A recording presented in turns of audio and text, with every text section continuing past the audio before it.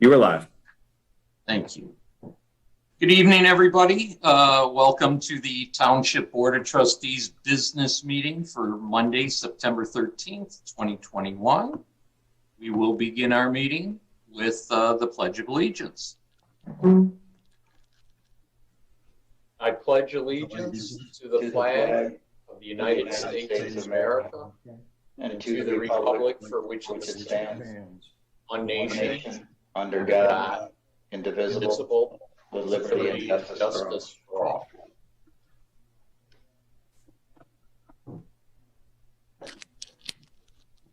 All right. Our infamous roll call. Start Carl Bletcher. Carl Bletcher, trustee, appearing in Grosse-Ile, Michigan. Thank you, Carl. Joe Porcerelli. Here, Joe Porcerelli, trustee, Grosse-Ile, Michigan. Mike.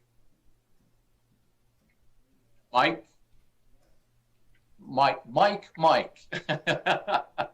You're muted, Mike. You're muted. You're still muted.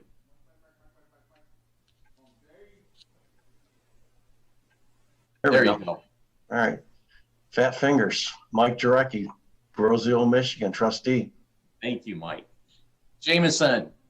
Jameson Yeager, trustee, Grosse-Ile, Michigan. David. David Nadeau, treasurer, Grosse-Ile, Michigan. And Jim Budney, supervisor, Grosse-Ile, Michigan. Thank you. Additions and deletions. Mr. Porcerelli.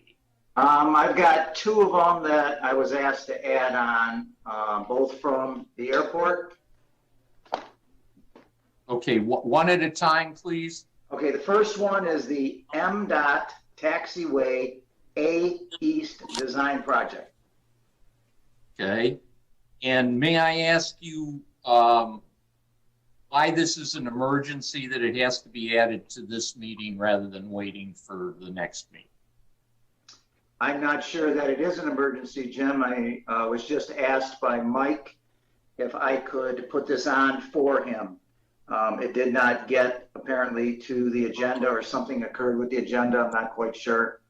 And he asked if this could be put on as an add-on and sent me the paperwork. So I do not know emergency or non-emergency. So you're in the unenviable position of being the messenger. Right. All right. Just for so everybody knows, agenda items, according to our procedures, add-ons should be emergency items, so we don't get stuff at the last minute, so everybody knows and has time to study whatever that that issue is. Obviously, when we get it at the last minute, everything is new to us, and we're going to be asked to make an action on it and vote on it, and you really don't have proper time to get into it. So just for future thoughts, guys, try and get your action items in within the time frame that Brian asks for. It may have something to do with him leaving, Jim. I'm not sure. Yeah. I can't answer that for you. Yeah, that's okay, Joe. I understand you don't know. Okay. Any other discussion on that? It's for a taxiway, right, Joe? Correct. For the grant to do the work on the taxiway. And that's a Supervisor. It's Mike. I did join on the meeting. I can chime in if you'd like me to comment on the action item at all. Actually, I would not, Mike, because you're not an official employee of the township at this time. Understood. Derek, do you know anything about it? Yeah, I think that the purpose for it being added tonight is because the contract actually has to be executed by tomorrow. That would do it. That would do it. Okay. Any other comments on it? Any other board members? If not, we have a request to add action item number 6, MDOT Taxiway A East Design Project. Roll call vote. Mr. Jim, Blanchard. just for one moment, Jim, did we get a second? Oh, Second. did we? Second. Thank you. Yeah, I thought we did. I'm sorry. Okay, you got that, Brian? Okay. Carl? Yes. Okay. Joe? Yes. Mike? Yes. David? Aye. Jameson? Aye. And I vote aye. That will be added as action item number 6. I had another, unfortunately. You said you had 2, Joe. Yes, sir. Okay. I was contacted. This one apparently did not get to the agenda either. It was sent to me to be added on also, and this was to advertise for airport maintenance 2 position. And again, I don't know any emergency status on this. Okay. They would like to. Oh, I'm sorry. Go ahead. No, go ahead. No, I just know when I was told they would like to advertise for this so they're not shorthanded when the possibility of an individual leaving in December, because it does take 2 to 3 months to get a worker once you advertise. Right, and plus it might give them some time to get that person up to speed as to what's going on around the airport. I'll second that motion. Support by Mr. Yeager. Comments by anybody? Seeing none, we have an action item to add going out to advertise for a maintenance 2 person at the airport. Mr. Nadeau. Aye. Mr. Yeager. Aye. Mr. Bletcher. Aye. Mr. Jarecki. Aye. Joe. Aye. And I also vote aye. So those 2 will be added, so we'll have 7 action items tonight instead of 5. Mr. Supervisor, I wanted to see about adding a discussion item. Okay. Same reasoning. What would be the emergency in this case to have that? I don't know that it's an emergency. I just think that we should discuss it following last month's meeting, and in order for all of us to have a discussion at the same time, we have to be in a meeting. So right. If I may just throw out an idea, Jameson, if we could hold off on that until next meeting and have a study session on it. Yeah, fair enough. Okay. I will make sure that is added to the next agenda as a study session. Sounds good. Okay, thank you. Okay, with any other additions or deletions? Hearing none, do I have a motion to approve the agenda? Motion to approve. As Second. amended. As As amended. Thank you. Second. Okay. Jameson. Aye. Mike. Aye. Joe. Aye. Dave. Aye. Carl. Aye. Who have I missed? You. Myself. All right, that's right. There's only 6 of us. And I vote that. So the agenda is approved as amended. So we have 7 action items. Next, Joe, are you doing a presentation? Yes, sir. Okay, we're going to turn it over to Mr. Porcerelli. He's going to make a presentation on, I believe, the emergency operation plan. Yes, sir. Thank you, and good evening, everyone. What I wanted to do is give you a basic emergency operation plan, that basically the cliff notes to this. It would take me about an hour if I gave the entire plan. This is the plan that if we have a failure on both bridges at one time. We've been asked numerous times, what do we have? And this plan's been in place from almost day one since the new board has taken over. And I just want to thank, first off, Derek Thiel, Interim Chief Brent Harden, Fire Chief Russ Beaudry, and myself we did an expanded plan on this, and this is what I'm going to give you tonight. But I do want to say thank you to Russ Beaudry.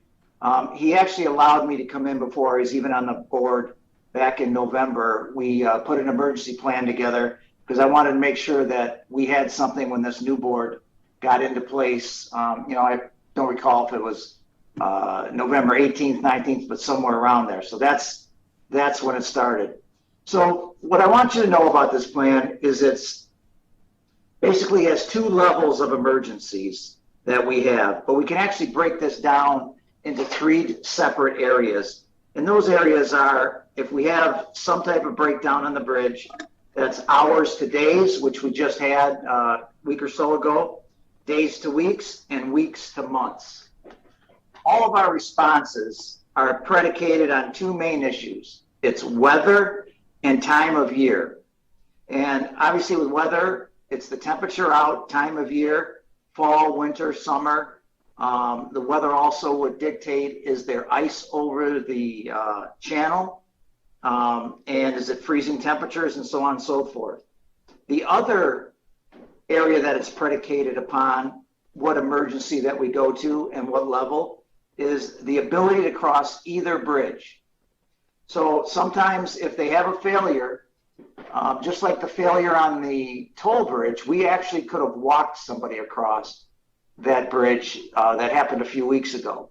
And the plan did go into place. But there's four main areas that we looked at that were important. Now remember, when I say the first two are emergencies, I understand the whole thing is an emergency. I get that.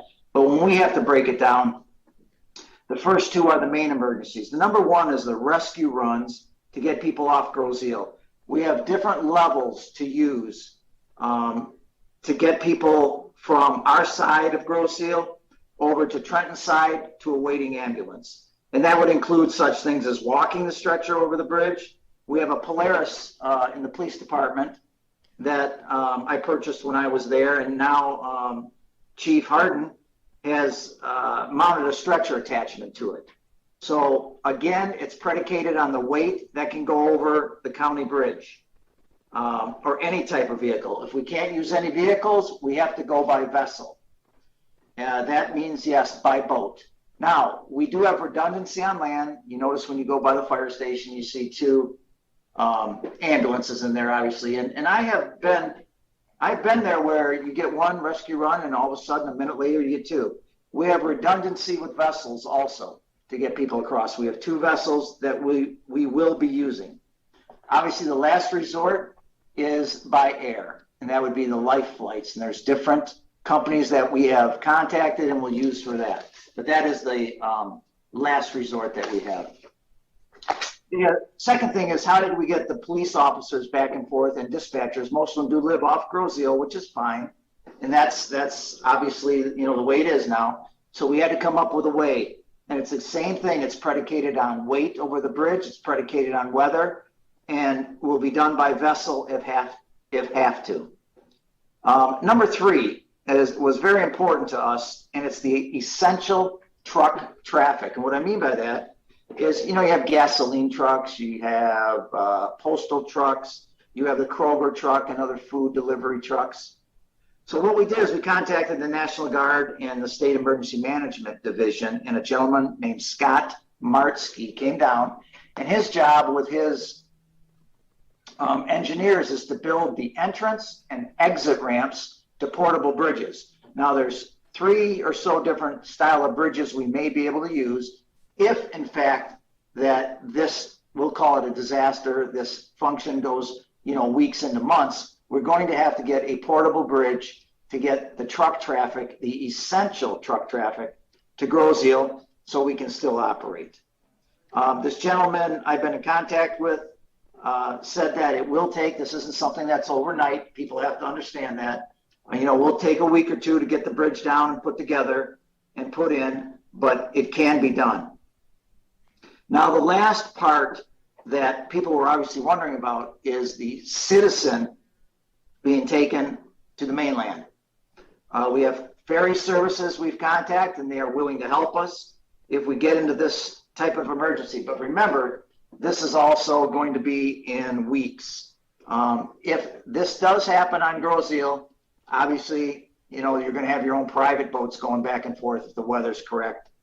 But if need be, we even have the schools on board for their busing to get people down to where the ferries would pick people up, bring them across the water, and then we start the logistics from the other side. But again, remember, this takes time, and this is obviously, if it's a long-term issue, which we hope and pray never would occur.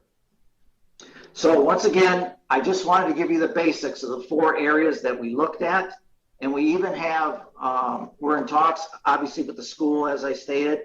We were even in talks with a group of surgeons from Beaumont Hospital that were willing, if it was a long-term issue, to set something up on Groseal that would stabilize patients if we couldn't get them across. But with our plan, we should be able to get you across very quickly. And with the redundancy, there'd be no waiting if there was more than one rescue at a time. And this is the reason why we asked the people of Groseal. You know, you hear all the people that are planning, you know, for whatever type of disaster. So it's always good to have a week, 2 weeks of provisions at your house, water, food, because it will take time. You have to understand it will take time to get people here. It will take time to put a bridge together. It will take time to refill Kroger's and restock Kroger's. So we just ask you that if this does occur, bear with us. There is a plan in place. We've covered everything. Again, it would take me an hour to go through the entire plan with you. But remember about those provisions. It is important. It's important to be prepared. And again, I hope this never occurs, but if it does, I feel confident after this plan is now in place that we can handle it. And I will say one thing, a couple of weeks ago, that the toll bridge did go down for a few hours. The police boat was put in service and was ready for any rescue run that occurred. That was the first emergency, as I stated, and we were ready to go. And there is a second boat. We want to thank Mr. Thiel for, I almost use the word procuring, but we'll say letting us have. We also have a second boat. We have the police boat and a pontoon boat, which is excellent for taking individuals across. So thank you, Derek, for that. Is there any questions from the board for anything?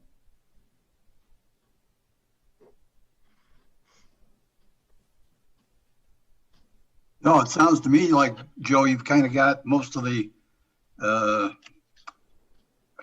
certainly when you're planning for an emergency, you can't cover everything and everyone's personal situation. But as long as we've got a plan in place that will provide essential services to the most residents or the residents that need that service, I think you and your team did a good job on that.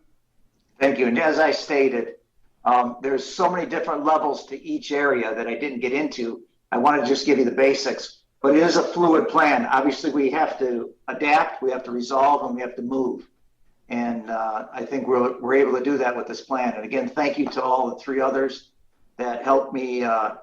We all worked together. We expanded the original plan, and I think it worked out great.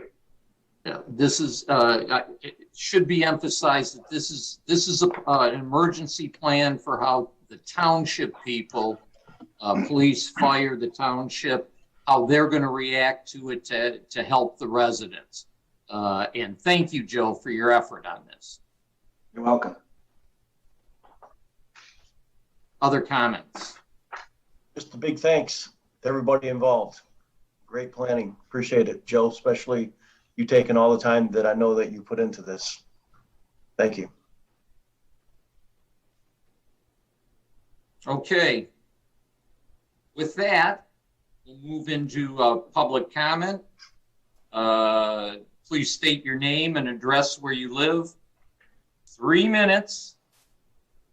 And Ryan, I will turn it over to you. Okay. To get our people.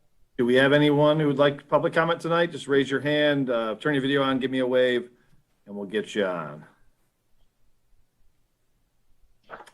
Judy Mega. I was just going to say, Judy's got to have something. You know, I almost didn't. And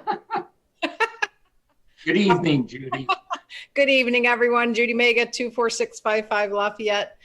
Thank you for that wonderful presentation. Mr. Porcerelli, that is very comforting to know that all of those bases have been covered, and all the national coverage lately with the weather and never knowing when it's going to hit us, and being an island. That was a very big concern of discussion among a lot of people that I know that live here. So thank you for that. It brought to mind that perhaps a public meeting where you took an hour or an hour and a half or whatever it takes to go over to explain all the details of that plan to the public would be amazing.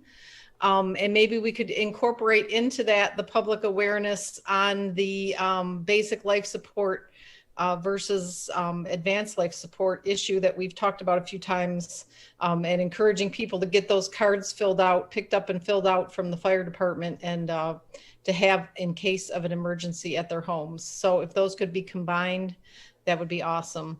Other than that, I don't think there's anything else. I did call the police department. The blinking light at Groseal Parkway and Chicory is wonderful while the bridge is down, but it's a blinking red light, and people coming down Groseal Parkway treat it like a yield sign. In other words, they don't stop. I have to come out that street and my children who drive have to come out of that at that light to exit our sub. And there's many times where the people coming down the road don't stop. So I believe that I was told I have to contact Wayne County to see if some additional stop sign or something visual could be put up there to encourage people to actually stop. And I will do that. But if anybody has any other assistance that they could give me with that, that would be much appreciated. That's it. Thank you all, and have a good night. Thank you, Judy. Okay, do we have any other public comment tonight?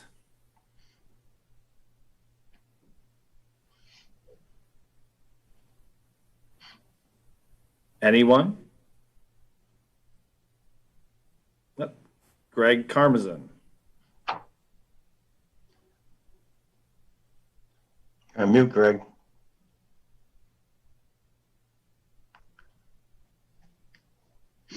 Oh, there he is. Good evening, Greg. How are you? Hi. Good. Greg Karmazin, resident Clinton Township, taxpayer, homeowner, 212280 East River Road. A couple topics wanted to follow up on. A couple things that Judy Mega just said. I thought the idea of having a public meeting to discuss the emergency management plan would be a great idea. Trustee Porcerelli gave a great overview and summary of it, but there's obviously a lot more to it. And I think this is something that there is a lot of interest in this. And back in my former life, years ago, when I was doing work with the Groseal Bridge Company, we did have also had a emergency management plan, which I'm sure is still in place.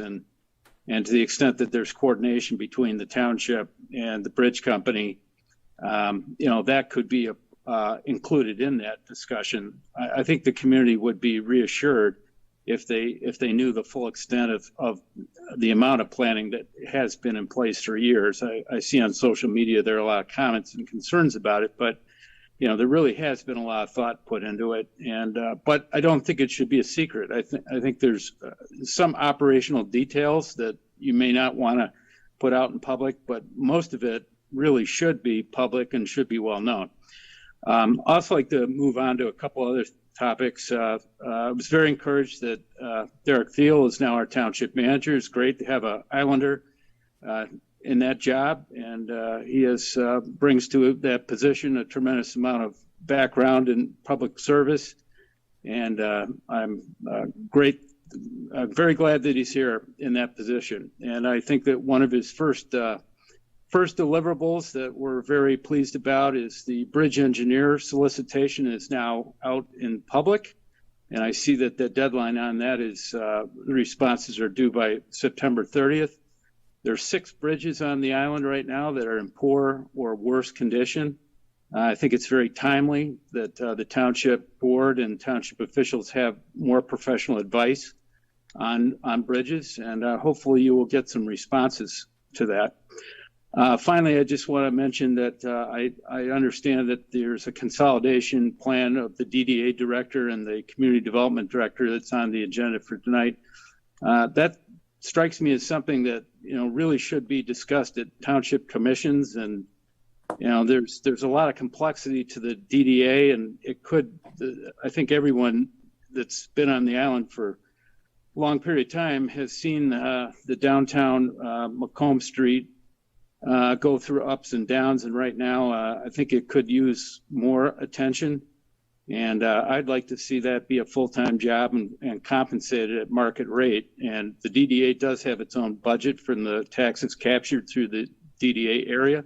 Greg, you're at your 3, so if you could wrap it up, please. So just, I would ask that the board might give this further consideration before rushing into a consolidation. Thank you.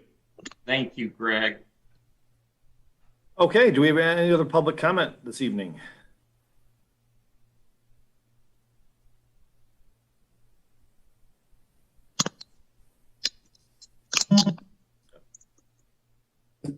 I think it's very timely that the township board and township officials.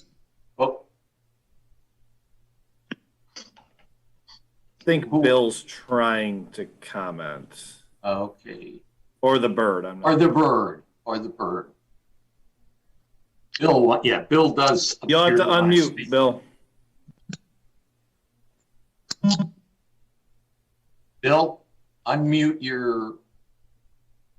There's a lot of How's that? There you Can you go. hear me? There you go. I think everyone that's been on the island for Bill, is your TV on in the background? the downtown No. Macomb Street go through ups and downs, and right now I think it could use more. How are we getting a replay of We're that? getting Greg's comments playing as soon as you unmute. Market rate, and the DDA does have Bill, did you? taxes captured through the DDA area. Greg, you're at your 3, so if you could wrap it up, please. Bill, Yes. I would ask that, did you tape that or something and maybe have it running? rushing into I a don't know what I consolidation. did. I had trouble Thank you. getting on. Thank you, Greg. All right, Okay. I think we're at the end of it anyway. Oh. Okay, Bill, I think we're ready for you. Well, thank you. I had difficulty getting on tonight. Bill Heil, I live on East River Road. I'm basically concerned I about think it's the very timely. agenda. Okay, hold it, Bill. Okay. Well, somebody, I think Bill's trying to. Greg's on mute, so it's not Greg. yeah, No, it's I not think Greg. I'm betting if I mute Bill, it goes away.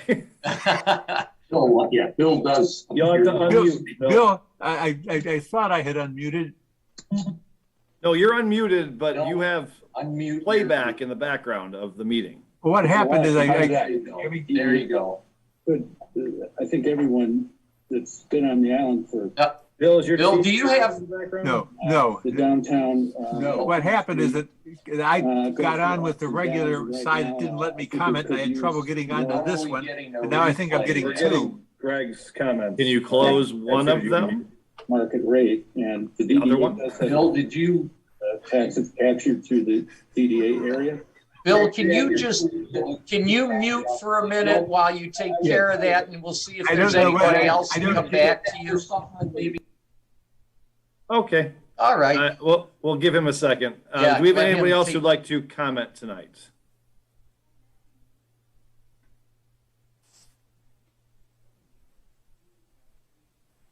I think Nobody Bill else? Bill Hey, is it. I Greg think. Carmazon, you've had 3 meetings tonight worth of discussion. Okay, Bill, can you come back?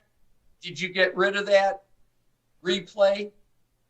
Jim, I swear I saw the bird's lips moving. Yeah, I think he's a ventriloquist or something. Yeah, he's mimicking Greg. Yeah.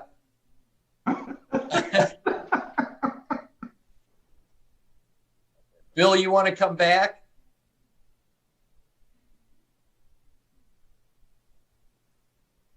You need to unmute, Bill. You're on mute.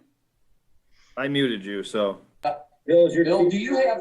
No, I have two going, maybe. That might be what's Yeah, causing get it. rid of one. Correct. The regular side didn't let me comment. I had trouble getting onto this one. And now I think I'm getting two. Greg's comment. Can you close one of them? I'm trying, but I don't, I'm a klutz at this, okay? That's probably why this is Bill, happening. can you mute for a minute while you take care of that, and we'll see. If I don't know how to take care of it. Can your wife help you on that? She left. We'll give him a second. Anybody else who'd like to comment tonight? Bill, I'll tell you what, if you can mute, try and take care of that, and I will bring you back at the end Bill is it. to comment on whatever you want. Okay. So that is all the public comment we have tonight. Then okay. With that, I am going to bring Bill back if he gets that straightened out at the end where we have second public comment, and I will let Bill speak about whatever he wants. Mr. Treasurer, consent agenda. Thank you, Mr. Budney. At this time, I'd like to make a motion to approve consent agenda 21-036, which includes the following: minutes of the August 9th, 2021 regular board meeting, minutes of the July 26th special meeting of the board, minutes of the July 26th closed session held during that special meeting, check registers dated through September 10th, 2021, a retroactive approval for the purchase of 2 VFD drive replacements at the wastewater treatment plant, adopt Wayne County hazard mitigation plan, accept the resignation of the airport Commerce Park manager, and accept the retirement of clerk dispatcher Michelle Rohrig. I have a support. Support. Thank you. Any comment? If we have comment on either the resignation or the retirement, we'll do that after the vote. But any comment on anything else? Not hearing any. We have a motion to approve consent agenda 21-036, which includes the minutes of August 9th, 2021 regular meeting, minutes of July 26th, 2021 special meeting, minutes of July 26th closed session, check register dated through September 10th, 2021, retroactive approval of the variable frequency drives, replacements for the wastewater treatment plant, adoption of the Wayne County hazard mitigation plan, approval of the resignation of the airport Commerce Park manager, and accept the retirement of clerk dispatcher Michelle Rohrig. Mr. Porcerelli. Yes, sir. Do you have a vote? Yes. Mr. Jarecki. Yes.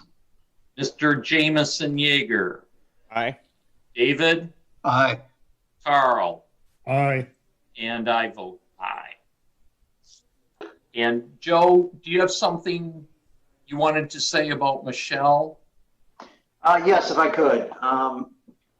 It says that Michelle had 32 years with the Grosse Police Department. She actually, in calendar years, had 33. She was a part-timer in '88 that most don't know. I worked 30 years with Michelle, and she was an absolute excellent dispatcher. She went from dispatching to records and became an excellent records clerk. She did so much for the department. She helped us out with our computer issues, with format issues, with scanning issues. She really did a lot of work back there. And I'm just really sorry that she's leaving. Obviously, You know, she has two beautiful kids at home. She's going to spend more time with them.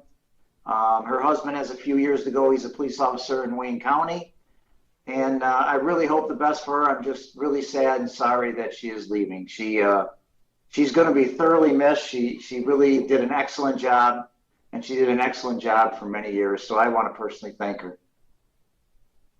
Thanks, Joe.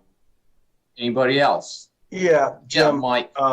Not to be redundant, but you know, on behalf of the Police Commission, we are also very grateful for her service. We know she has a stellar reputation, a great work ethic, and has made a tremendous contribution to the force. I'd like to defer, if I could, to Brent, who has more recently been her supervisor, if he wanted to say a couple things. Brent, you there? Yes, I am. Can you hear me?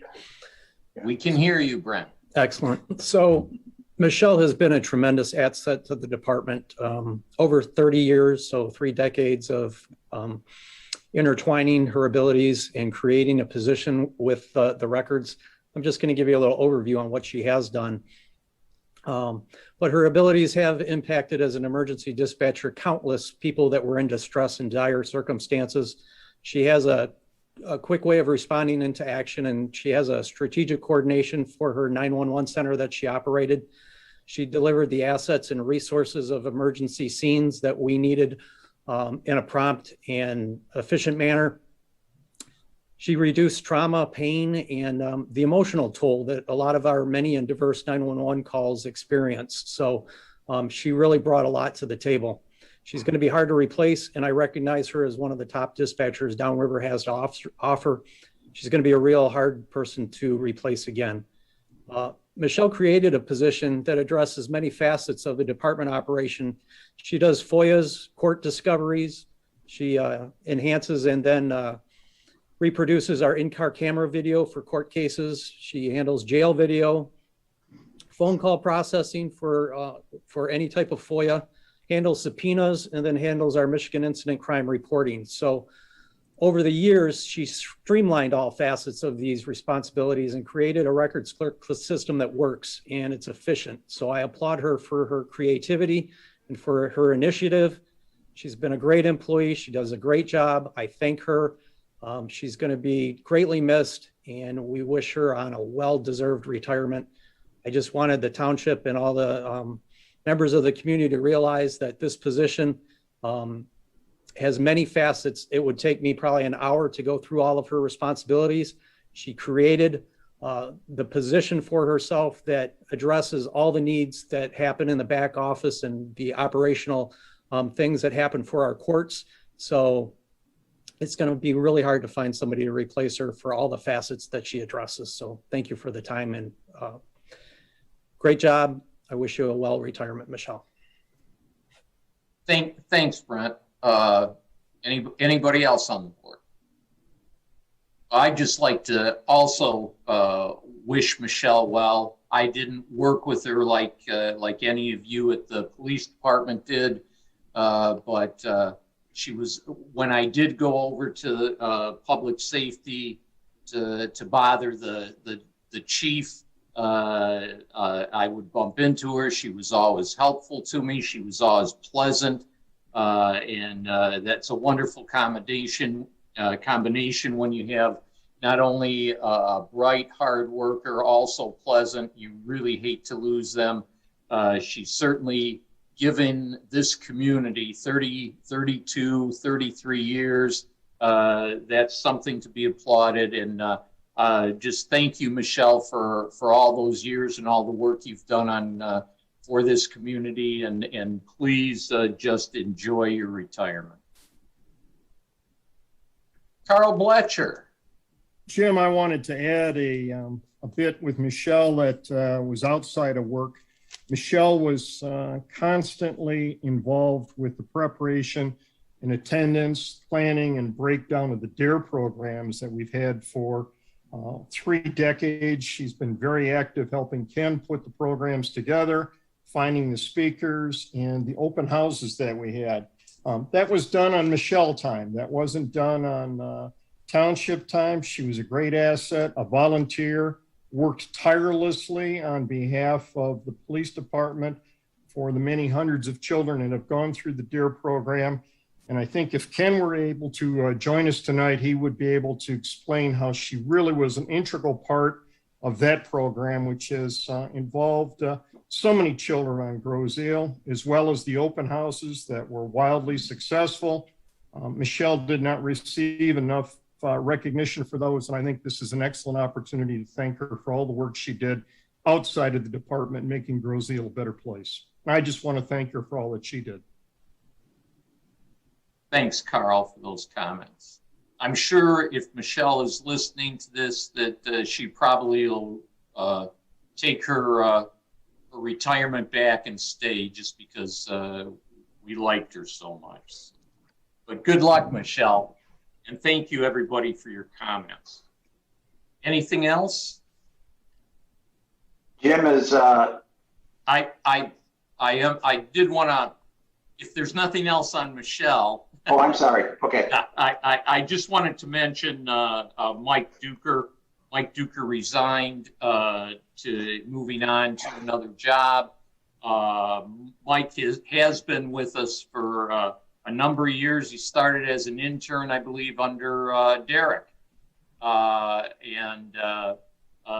Obviously, Derek trained him well because when Derek left, the township brought him in as the airport director, and he has done a really good job of working with our facilities, getting them filled up, ideas for new things such as the storage that we have an abundance of people wanting.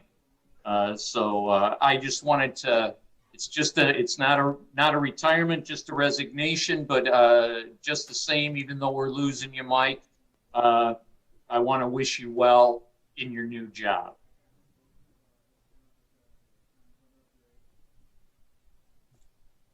Anyone else? Joe? Just one quick statement, Jim. You know, I was trying to get those fields tested, and Mike, I want to thank you personally. I'm not going to say I had trouble with the Army Corps and maybe some of the past individuals here on Grow Road, but Mike was the only one that gave me help on that. And he was part of the catalyst that got the Army Corps of Engineers to get those fields tested, and they will be tested within the month. So I just want to say thank you, Mike, for showing me respect and doing what we both could do together for the kids that are on those fields. So I know it's not retirement. You're going to a different job. It's closer to home, and it is more money for you. So that's a good thing. Good thing he's got another child on the way, and he'll have more time with his family. So good luck to you, Mike, and I hope you have not a healthy retirement, but a healthy next job. Thank you, Joe. With that, let's. Mr. Heil may be ready to make his public comment. Are you all set there, sir? I certainly hope so. I apologize. This is embarrassing. I mean, okay. We're gonna take care of allowing Bill to do this now. Before he hits that other record and starts playing music or something for us. Go ahead, Bill. I'm wanting to make comment on the action item about the community development director and the downtown development position being combined. This will be very quick. I just organized it though. As I understand, funds for downtown development are taxes of property owners on Macomb Street, and it's designated for Macomb Street development specifically. There's statutes that say this.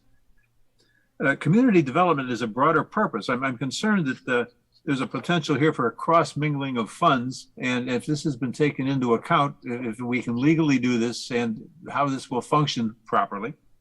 Another question I've got is, was any notice and time for community awareness and comment about this action made before tonight, and if so, when? I mean, why are we doing this? That's the gist of my thoughts and the questions for this item to address. And I normally don't answer a question, but I'm going to, action item number 1 will answer your questions. Yes, I'm just hoping to hear these answers when that is discussed. Is that your comments, sir? Yes, those questions that I've asked. I mean, you know, this is, I'd like to. Hopefully, when we discuss that issue, you'll get your answers. Thank you, Jim. Thank you for your understanding here. And thank you for your technology show tonight. You're an IT guy. I'm not going to say you can depend on me, but you understand what I meant by that. Thank you, sir. Thank you. Okay. So we have our public comment pre-action items taken care of. We will start with our action items. Action item number 1. David, I'm going to ask you to read that.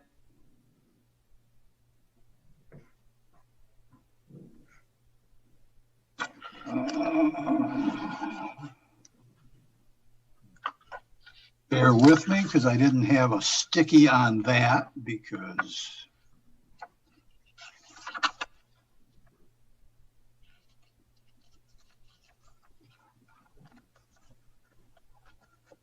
okay. This is action item number 1.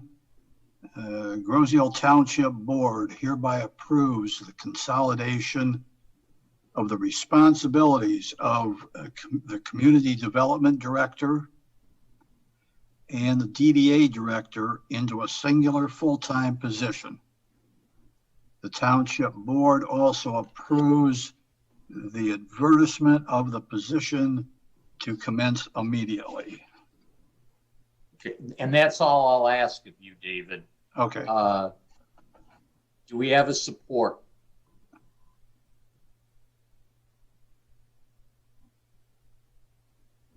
I will support it. Okay. And Derek, I'm going to bring you in to explain. I think you and I can explain what's going on here. Sure, I can start, or if you want to start, it's up to you. Well, I'll give a little intro and I'll let you run with it. We had our DDA, part-time DDA director leave, and we also, during the last few months, hired Derek as our township manager. When I was talking to him about it, I asked him if he could keep the DPS director position also, which helps us out tremendously, mainly because of his knowledge in the area, that we didn't lose that, but also because we didn't have to go out and get another person for that job. In our discussions, he did, and you know, we discussed a lot because there's a lot on his plate with having these two hats. And the one thing that came up was in our discussions that we would probably have to cut out the community development portion of his job as DPS director, out of the DPS director position. And so initially we were going out for a part-time DDA, which it has always been, and a part-time community development director. We did go out for the DDA and didn't pick anyone. Let's say that we didn't.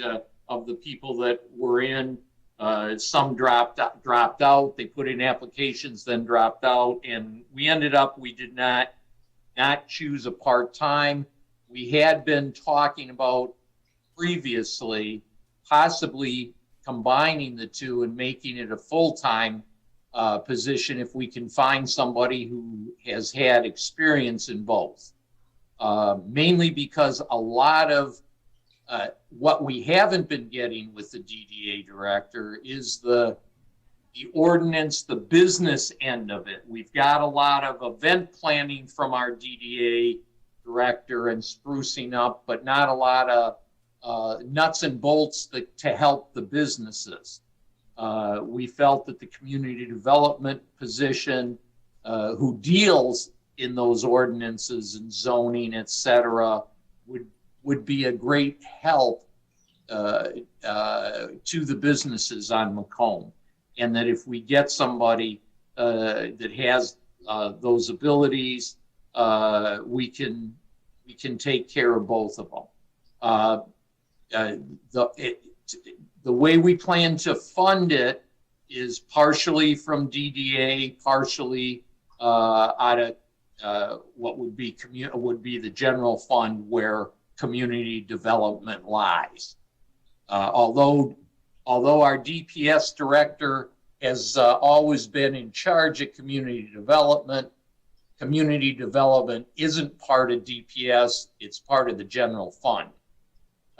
Is organized under the part of the general fund. So the payment for those people that work in community development comes out of the general fund. So it will be both DDA and community development paying for this.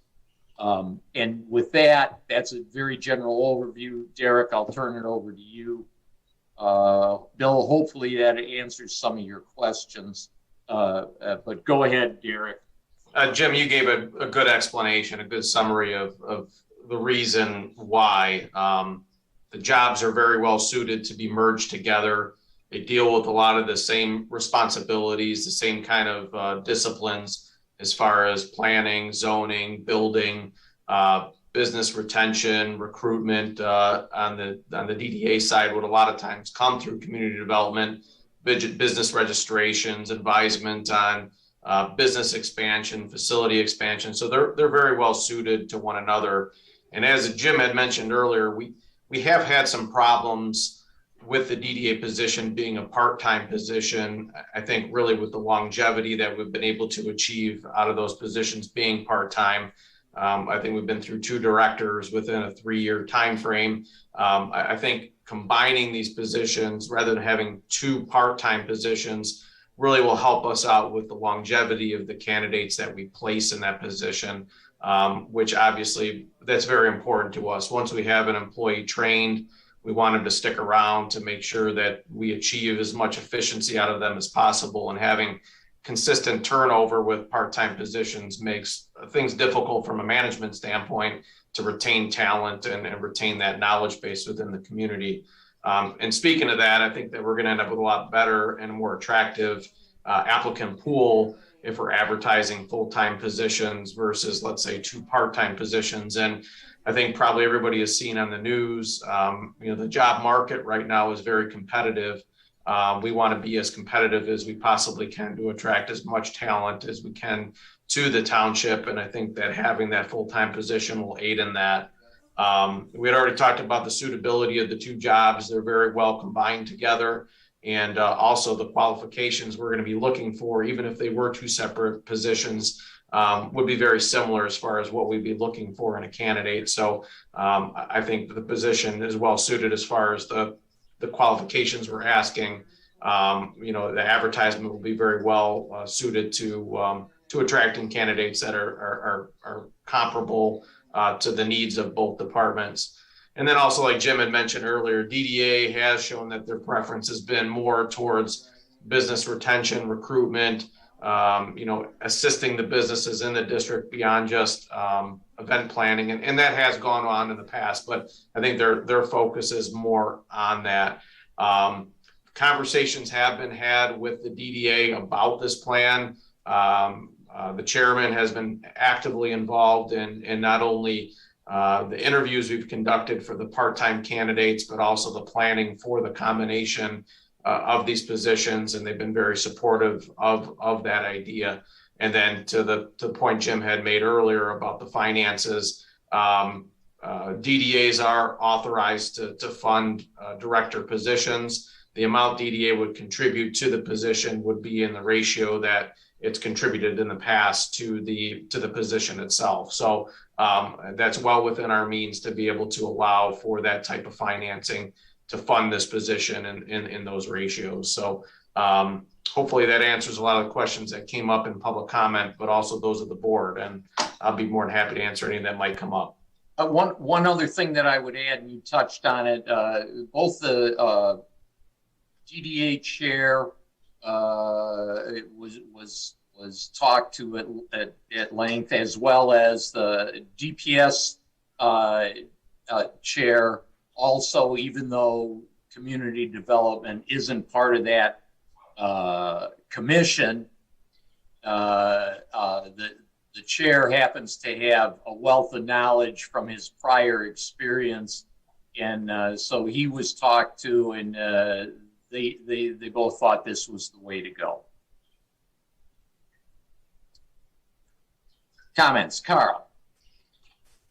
Derek, in your previous position at Gibraltar, did you have any comparable experience with these two positions being combined, or with one position that combined all of those while you were working there? The position of community development director and DDA director were under the responsibilities of the city manager.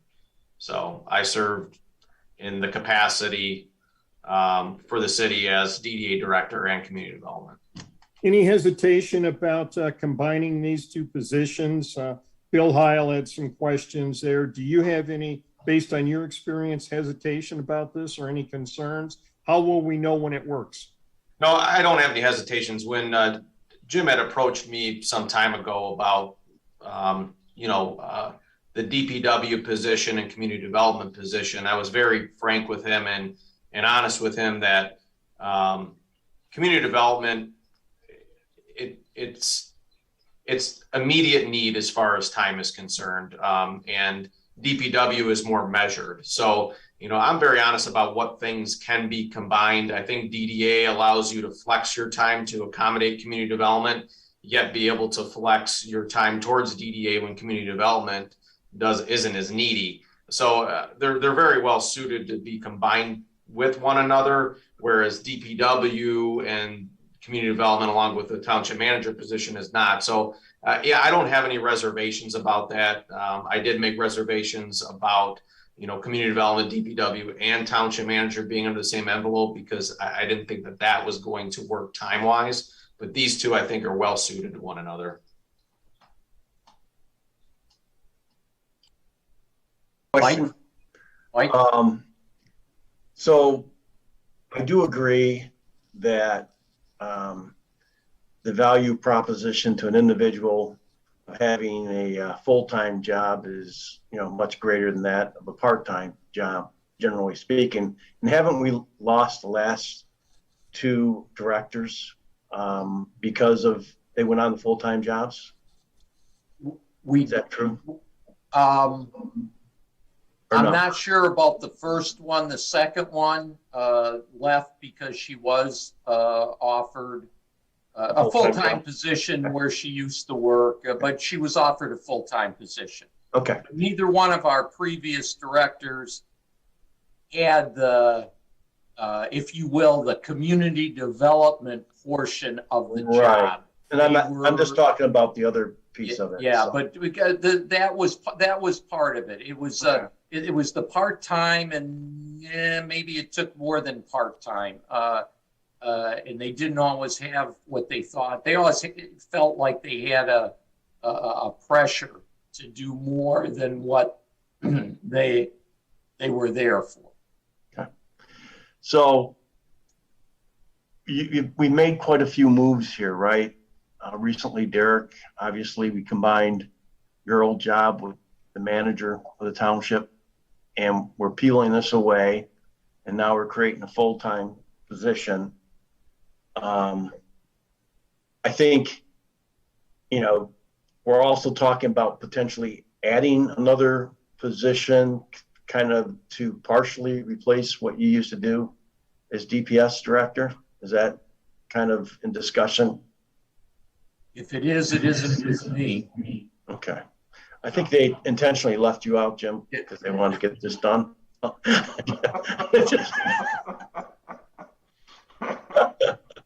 They told, they spoke It's to got to Carl make about it. It's got to make it to the agenda. Okay. All right. Here's the serious question I have. You know, I think when the dust settles and all these moves are kind of interrelated, I feel probably we're going to be able to do a better job, hopefully, right? I mean, serve the community better.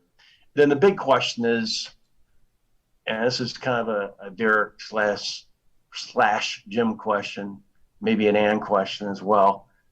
Are we going to save money? We still should save money overall.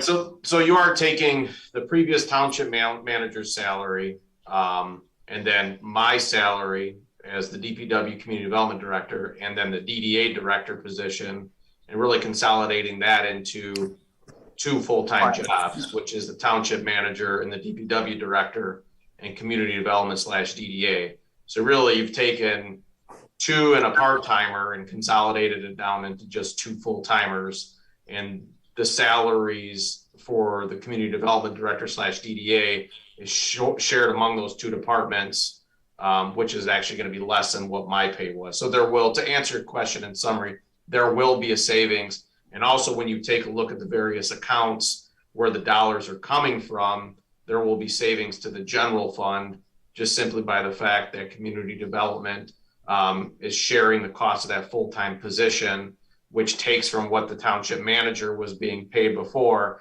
which is now being shared by DPW. So just in summary, yes, there will be. So when all the dust settles, it's going to be less expensive, and we think we're going to be able to provide a better services. Do you believe that, Derek? That is the goal. That's what we believe. I do. I think with township manager position taking on the DPW responsibilities, that's been my responsibility for the past 2.5 years. You have a lot of continuity and efficiencies associated with that. And by combining DDA and community development, there's a lot of synergy there between those 2 jobs, and also hopefully having some stability in that position, especially DDA, will really be helpful to make sure that that person is there to continue the work on a long-term basis that DDA wants to move towards. So, which I think is that part-time capacity has been a real hindrance. So I would agree with you. I would say without a doubt, yes, there'll be benefits long-term to this. Okay, thank you. So, I only have a couple concerns. I think optimally,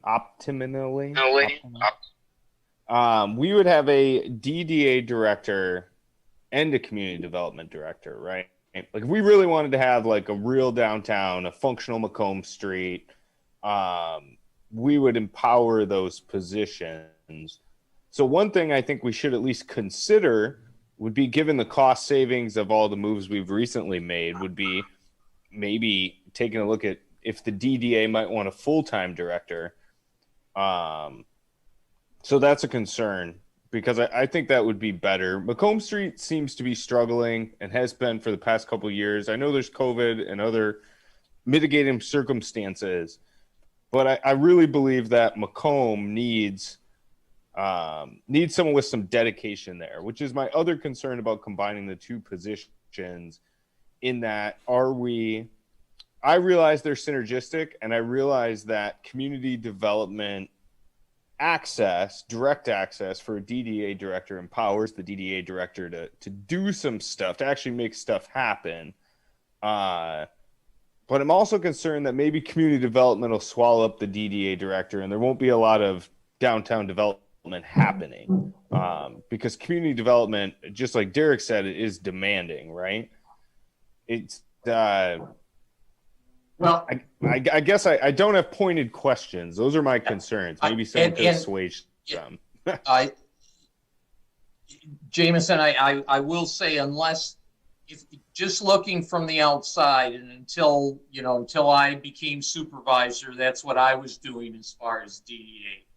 When you get into DDA and you look at Macomb Street, it's very complex because of the way it's set up. Although that is our business district, we have a whole lot of residential on that business district. Yeah. We also have the problem that we are Groseal, and Groseal has a limited number of people that can support businesses. So that's a very difficult factor.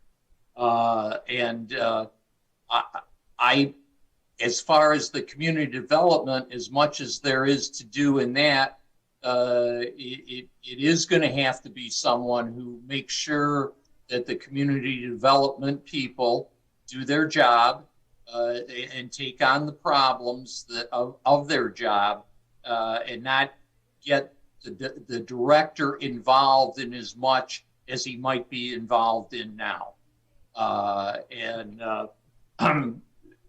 Thinking of it being done that way, I certainly think that there will be more than enough time for that person in that job to handle Macomb as well as the other community development issues. Okay. I guess as a tertiary issue, I know you mentioned the captive economy here. I guess which would bleed over into planning, but I don't think we have to have a captive economy, which I guess is what I'm saying. We could move in the other direction. We have natural and geographic assets here nobody else has in the area, and the DDA director would be one of the forces to help nudge us in that direction. Well, so remember that DDA director is the one that, they're working with Macomb Street. They're not working with Groseal. They're working with Macomb Street.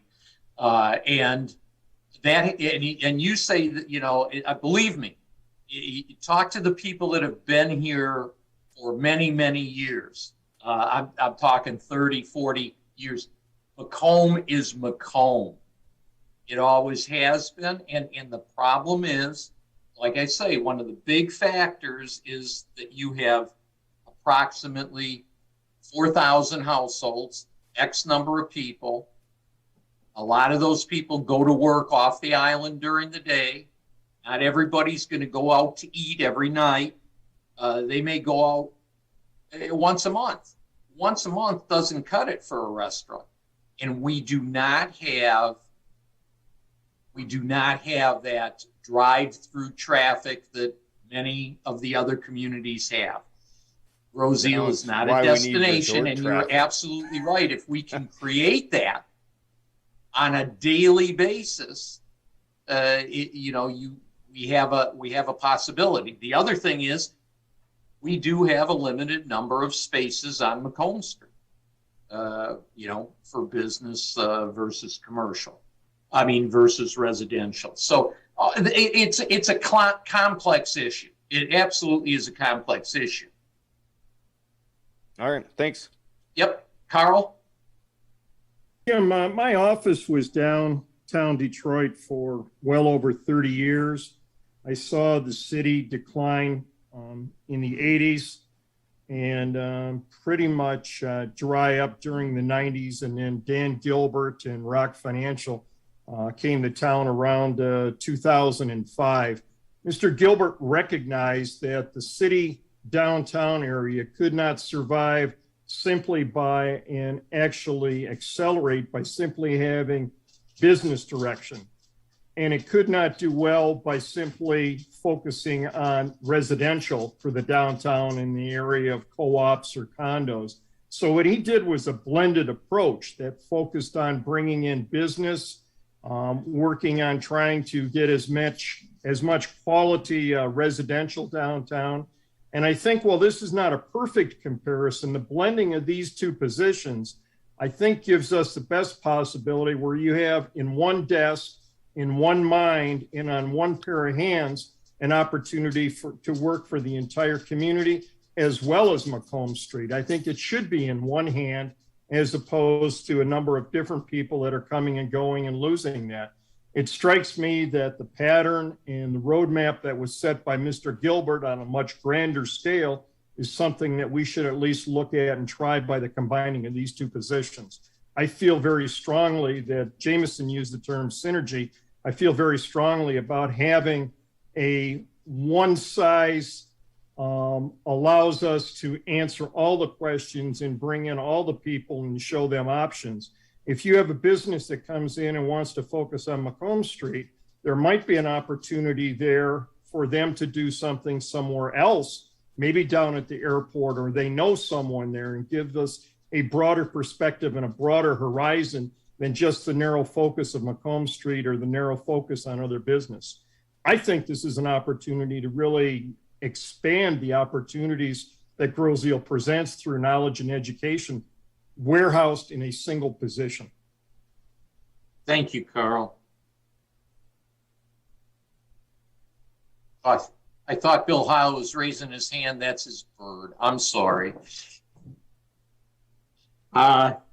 Anything else? Hearing nothing. We have a motion that the Grosse Ile Township Board hereby approves the consolidation of the responsibilities of the Community Development Director and the DDA Director into a singular full-time position. The Township Board also approves the advertisement of the position to commence immediately.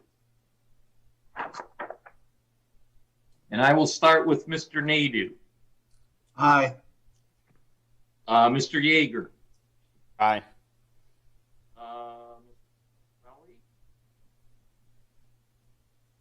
Joe?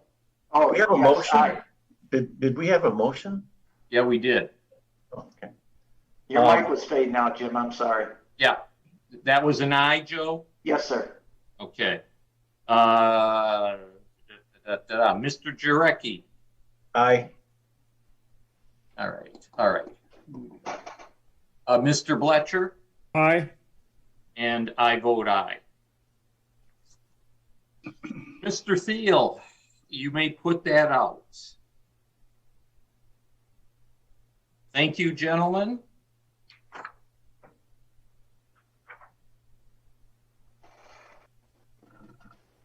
Mr. Nadeau. Thank you. Based upon a recommendation by the Department of Public Services Commission, the Grosse Ile Township Board hereby adopts the attached analog meter reading policy.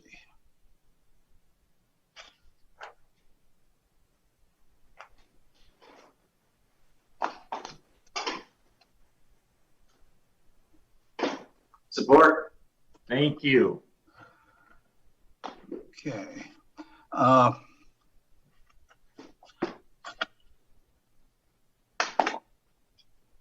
Well, yeah, Derek, you give the history and then I'll read the policy.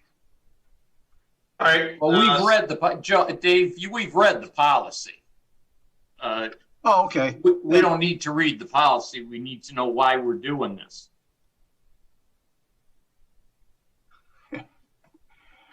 Since smart meters have come along, the township, the DPS department has been approached by a number of residents requesting to opt out of the smart meters, primarily for personal health and safety concerns surrounding the new technology. Most of the communities around, and it's included in the packet, have an opt-out service where you can retain your analog meter service with an associated charge, which will be added to the resident's water bill. And the charge is to accommodate the additional labor associated with performing the manual reads, as well as the additional administrative work associated with the water billing process. And that's the reason for it.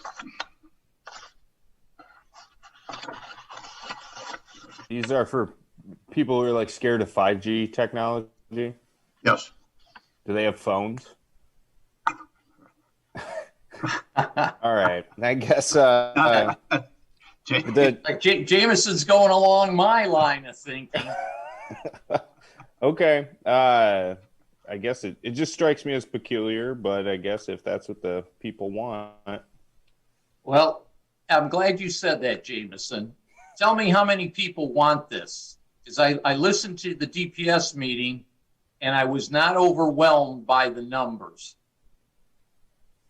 I think How we many have, did they, how many? What, I think we probably have 3 that are currently participating and maybe have had interest from a couple of more. So it's not a wide ranging, number of individuals, but what this does allow us to do is for those individuals that are interested, at least in recoup the costs associated with providing that option to those residents. Because we do allow it right now. If the decision was not to allow a policy or provide a policy, we would tell that those individuals that option was no longer available to them. And then also it's worth mentioning that there are some movements at the state level to legislate this allowance or mandate that municipal or other utilities provide this option. And you've seen a lot of utilities move in this direction. DTE does offer this option. A lot of other municipal and also utility providers that use smart meters do offer this option, and it's simply because of the strong desire of these individuals to want to have this option. So, well, I remember I was on the DPS commission when it was brought to us to do this, and how it was going to save us all this money. Which it does because of the way smart meters work. I'm sorry, DPS, but when I hear 2 or 3 people want it out of 4,400 households, and as you know, I would ask either David or Derek, what are the health and safety other than these people believe there is? As far as I know, there is absolutely nothing out there that says there is a health or safety risk. It's what, people believe. And we know even with the smartphones, as Jameson said, there were people that with the cellular phones didn't want to use them because they thought there was a problem and there wasn't. I just look at this from from an economic standpoint, guys. We can't have programs for 2 or 3 people. We just can't. And if you put that out there, what if that 2 or 3 turns into 3/4 of the people? You don't have the people to read the meters for that, certainly. And also for the 2 or 3 or 10, you send them out, the people aren't there, they have to go back. They have to stop what they're doing. That individual that's going to read, he's got to stop what he's doing, go to the home, hope he can read it, go back and pick up at his old job, and that starting and stopping is not an efficient way to do anything. And what are the chances of you setting up the appointments all in a row so he can just go out and knock out all whatever in one fell swoop, and that everybody's going to be there? I just don't see us that this is smart to do with that few people involved. That's my comment. Anyone else? Carl. Jim, 35 years ago, I was on the then DPS commission, which included water bills. And I remember watching Barb Everall and Jerry Lathrop fire up a dinosaur and spend 3 days pushing cards through there every quarter in order to get the water bills out. And that technology was replaced with computers, and now with the devices we have with the smart meters, I have a hard time justifying how we're going to be able to when we pay employees on average of $80,000 a year with benefits to customize the workforce for something that is clearly an outdated and outmoded way of billing. I saw what happened when we took the dinosaur and retired it and moved into the current technology.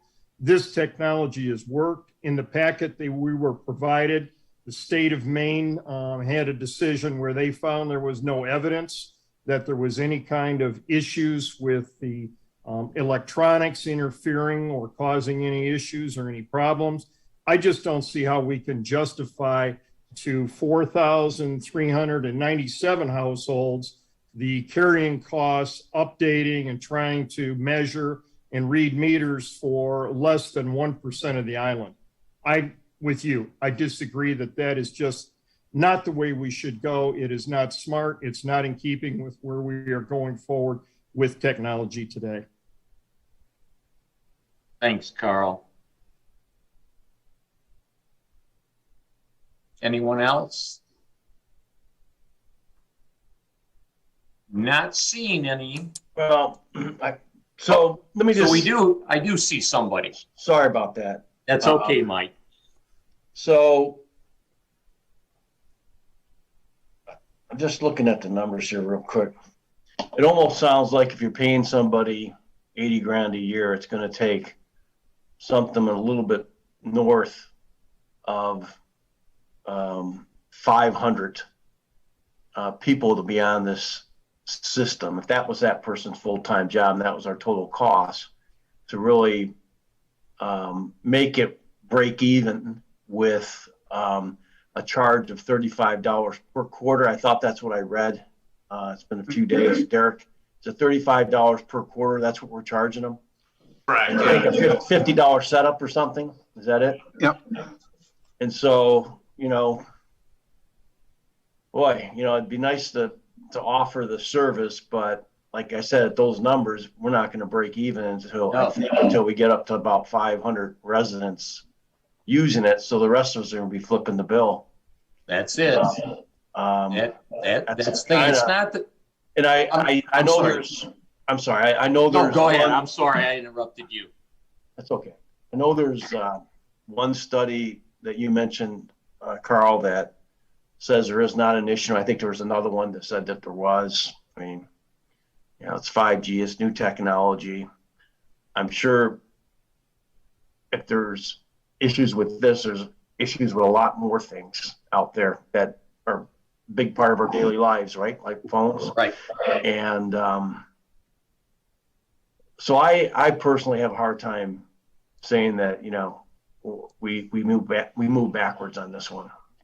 Not yet, just not with the numbers. It just doesn't seem to be unless you business. Substantially increase the charges, Right. That'd be it because it's not going to pencil, It doesn't cover their hourly wage.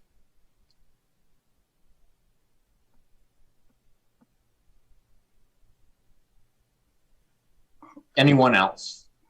Yeah, I will just say for full disclosure, I'm personally not in favor of this, just for all the reasons that everybody's already said. It was brought forward because of the request of the DPS Commission.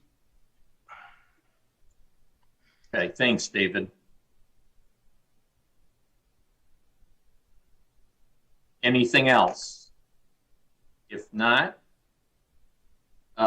based on a recommendation by the Department of Public Service Commission, the Groseal Township Board hereby adopts the attached analog meter reading policy. And David, I will start with you. Make sure I say it the right way. That would be a nay. Okay, nay. Carl? No. Joe? Nay. Nay? Nay. Thank you. Jameson? Nay. Mike? Nay. And I vote nay. We will stick with our smart meters. Thank you, gentlemen. At least for now. Okay.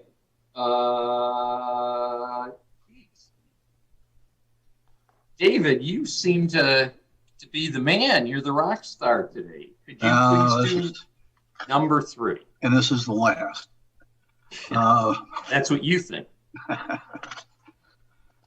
Okay. I'd like to make a motion that's based upon the recommendation of the Community Recreation Commission to seek request for proposals for the property located at 25555 West River Road, Groseal, Michigan, currently occupied by Smokies on the Water.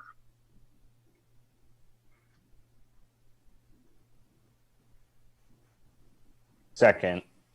Thank you, Jameson.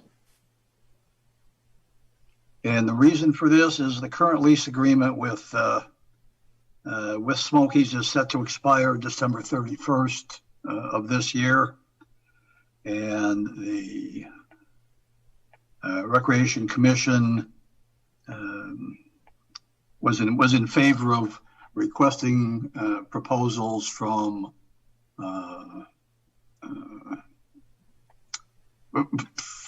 whoever might want to do business in that facility.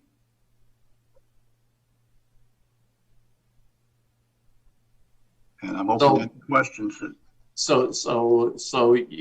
Okay, so you're going out for a request for proposals for the restaurant property.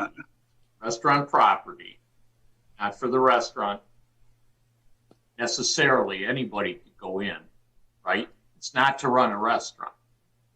Not for us to run the restaurant. It's not for it's not necessarily for the bidder to run a restaurant, according to your recommendation.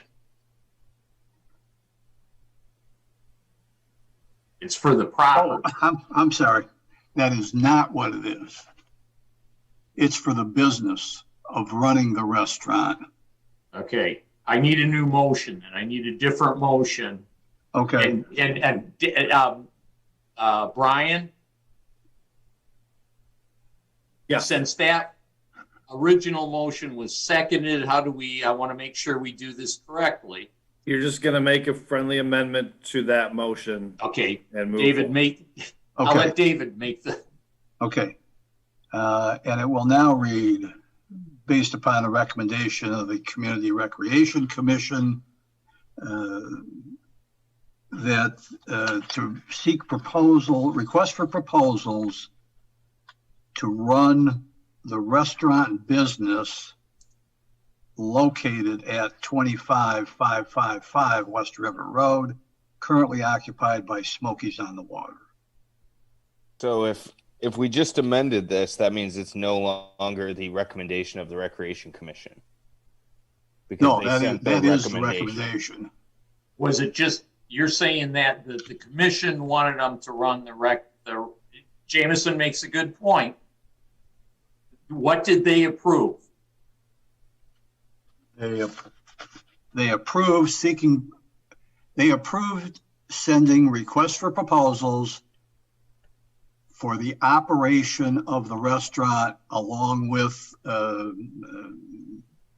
whether it's a liquor license and the restaurant at what is currently Smokies. Okay, so not just for the property. This was the original was stated. Run the property. To run the business. Okay, got it. Jameson, you comfortable with that? Yeah, I guess I'm trying to understand the intent. So we're bidding out the restaurant again to find someone to run it, because currently the company running it is in the end of their lease, right? Their lease will be up December 31st, right? All right. But it'll still be a restaurant. That's what we will.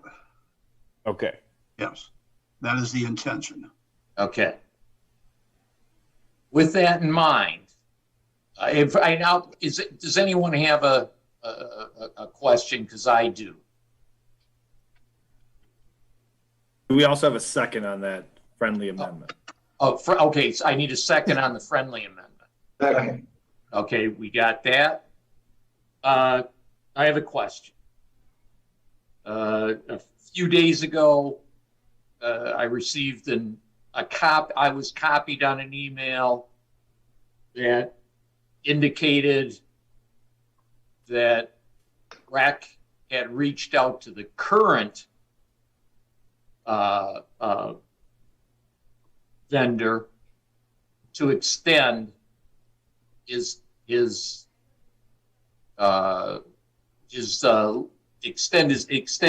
through 2022.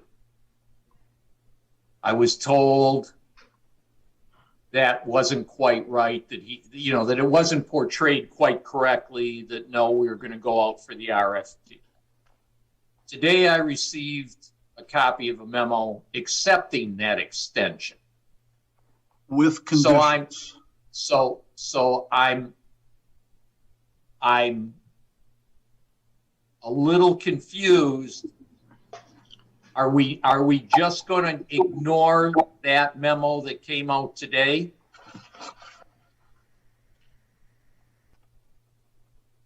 Jim, can I answer that? I hope so. Absolutely. I sent an email to Smokies. My goal with that email was not extension to their lease, but the goal of my email All right, Kim, I dropped you there, Kim.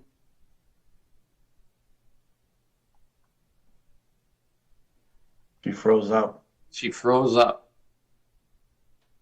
Okay, we'll wait a while. David, while we're waiting for her, did you get a copy of that email? Here. Oh, pardon me? Yeah, when you froze up, we didn't hear anything you said. I said that was not my intention of the email. Again, my intention was reaching out to see how they're doing, where they're at. That was the only intention with my email. All right. And I also let them know that tonight's meeting, we were planning to go out for RFP. I invited them to join in the RFP as courtesy to the current tenants right beside me.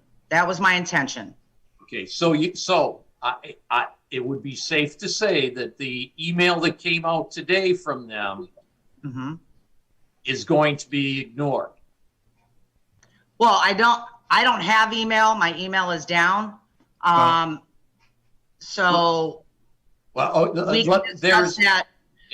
an email that says I accept your extension. Okay. So regardless of what it is in there, if we're going to go out for an RFP, that has to be ignored. They have to do it through the RFP, because we're not going to go out for an RFP, go through that expense and time, and then get somebody to bid. That is absolutely correct. That's why it is at the board level right now. And again, I'm trying to communicate with my neighbor. They know it's at the board level this evening, and there was no saying extension. It was seeing how you guys are doing. And if I need to read the email on the board meeting, I can try to do that. It came out late this afternoon. And basically, saying, yeah, we want to take you up on the extension for 2022. So that has to be ignored regardless of what's in it. Because I have the email, it came up on my phone. They would be interested in staying, with a long list of other items that need to be addressed that just were brought to my attention today. And so we will just ignore that and tell them, put in an RFP. It's not correct. That is correct. Okay, that's all I wanted to know. Yes. Thank you. Yes. You've answered my question. Thank you. Absolutely. Sounds kind of messy now. Well, and unfortunately, these last minute things seem to crop up an awful lot. So we don't want to trip over ourselves. So if we're going to go out, if this gets approved and we go out for an RFP, they have to go through the RFP. That's all I want to make sure of. Correct. If I could make one more comment on that. The email that they sent had conditions that I certainly don't accept. So I don't have a problem ignoring that email. Well, we just tell them that, no, if we approve this RFP tonight, then that's how they have to put in their Correct. offer. Right. That's it. Other questions on the RFP? Hearing none. Based on the recommendation of the Community Recreation Commission to seek requests for proposal to run the restaurant business for the property located at 25555 West River Road, Roseville, Michigan, 48138, currently occupied by Smokies on the Water. And I will start with Joe. Aye. Mike? Aye. David? Aye. Carl? Aye. Jameson? Aye. Aye. So we will be going out for an RFP for the restaurant at Water's Edge. Again, that current contract ends December 31st of this year. Okay. All right. We're going to give Mr. Nadu a break. And Joe. I recommend the Grosse Ile Township Board hereby approves the advertisement of the position of Airfield Commerce Park Manager. Second. Thank you. Effective September 11th, 2021, the township will have a vacancy in the position of Airfield Commerce Park Manager. The outgoing manager has updated the job description for the position and is attached to the action item. In the short term, the township will be covering the previous manager's responsibilities through a variety of staffing realignments. Account receivables and payables will continue to be handled by the finance department. Office clerical work will be covered by allocation of part-time staffing from community development to the airport offices. Aviation oversight will be handled by the existing FBO employee with aviation background. The allocation of these responsibilities to the above-mentioned staff will allow the coverage until the full-time manager can be hired, estimated December 1st, 2021. This staffing plan has been reviewed by the current airport manager as well as the Commerce Park Commission. At the date of publication of this action item, that was still being scheduled.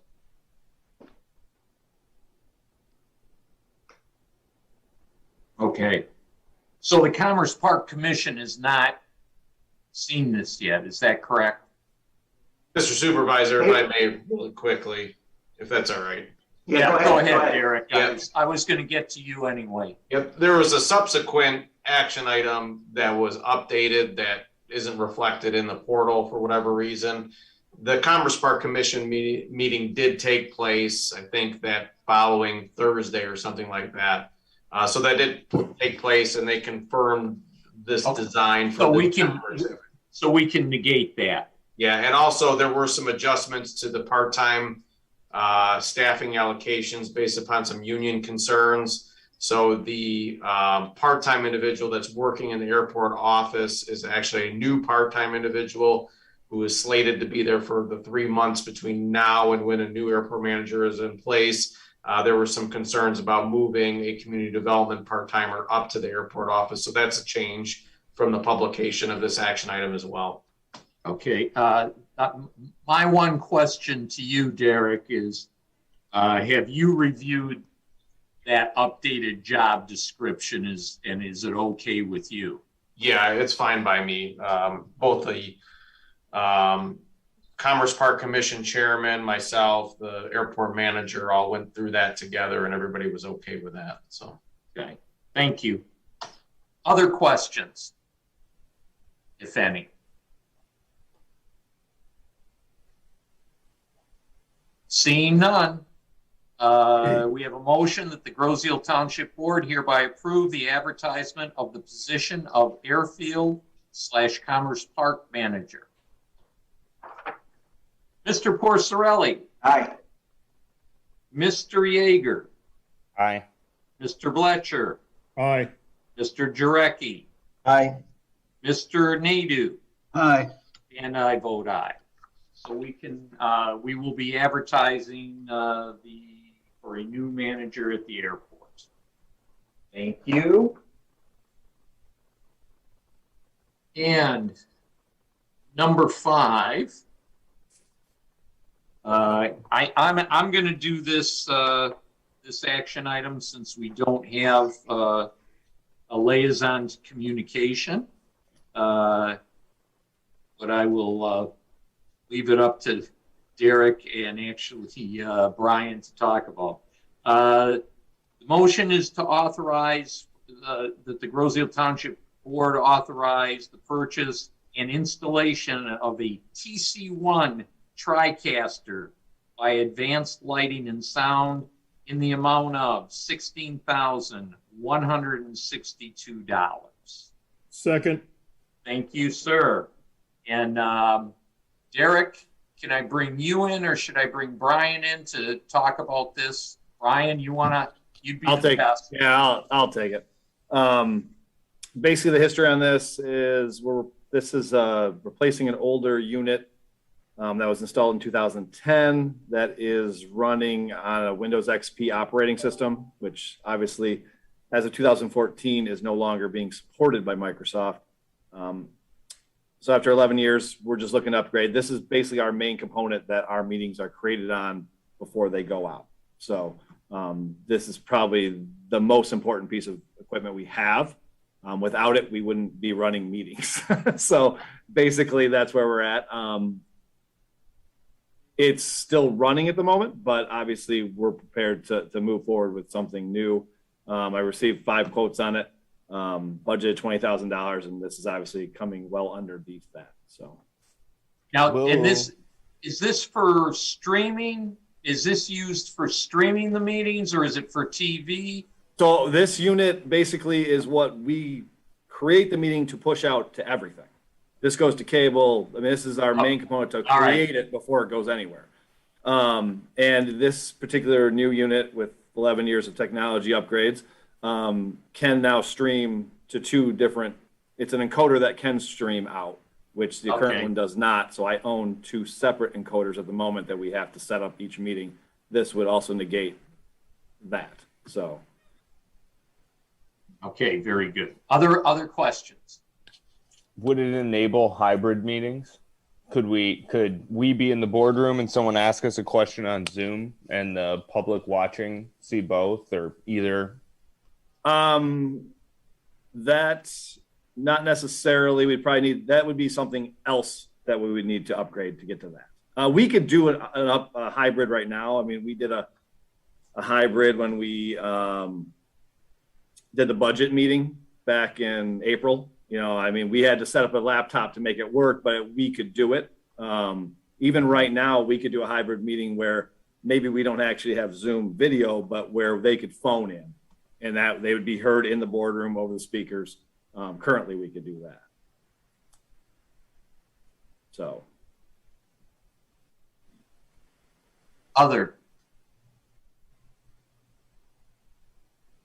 Without any other. We have a motion for the Township Board to authorize the purchase and installation of a TC1 TriCaster by Advanced Lighting and Sound in the amount of $16,162.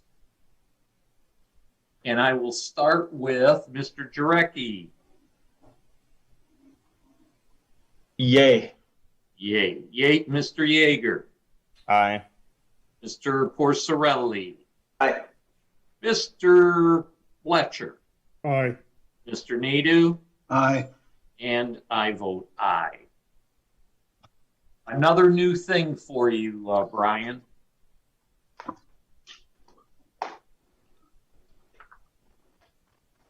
Now get our emails working right.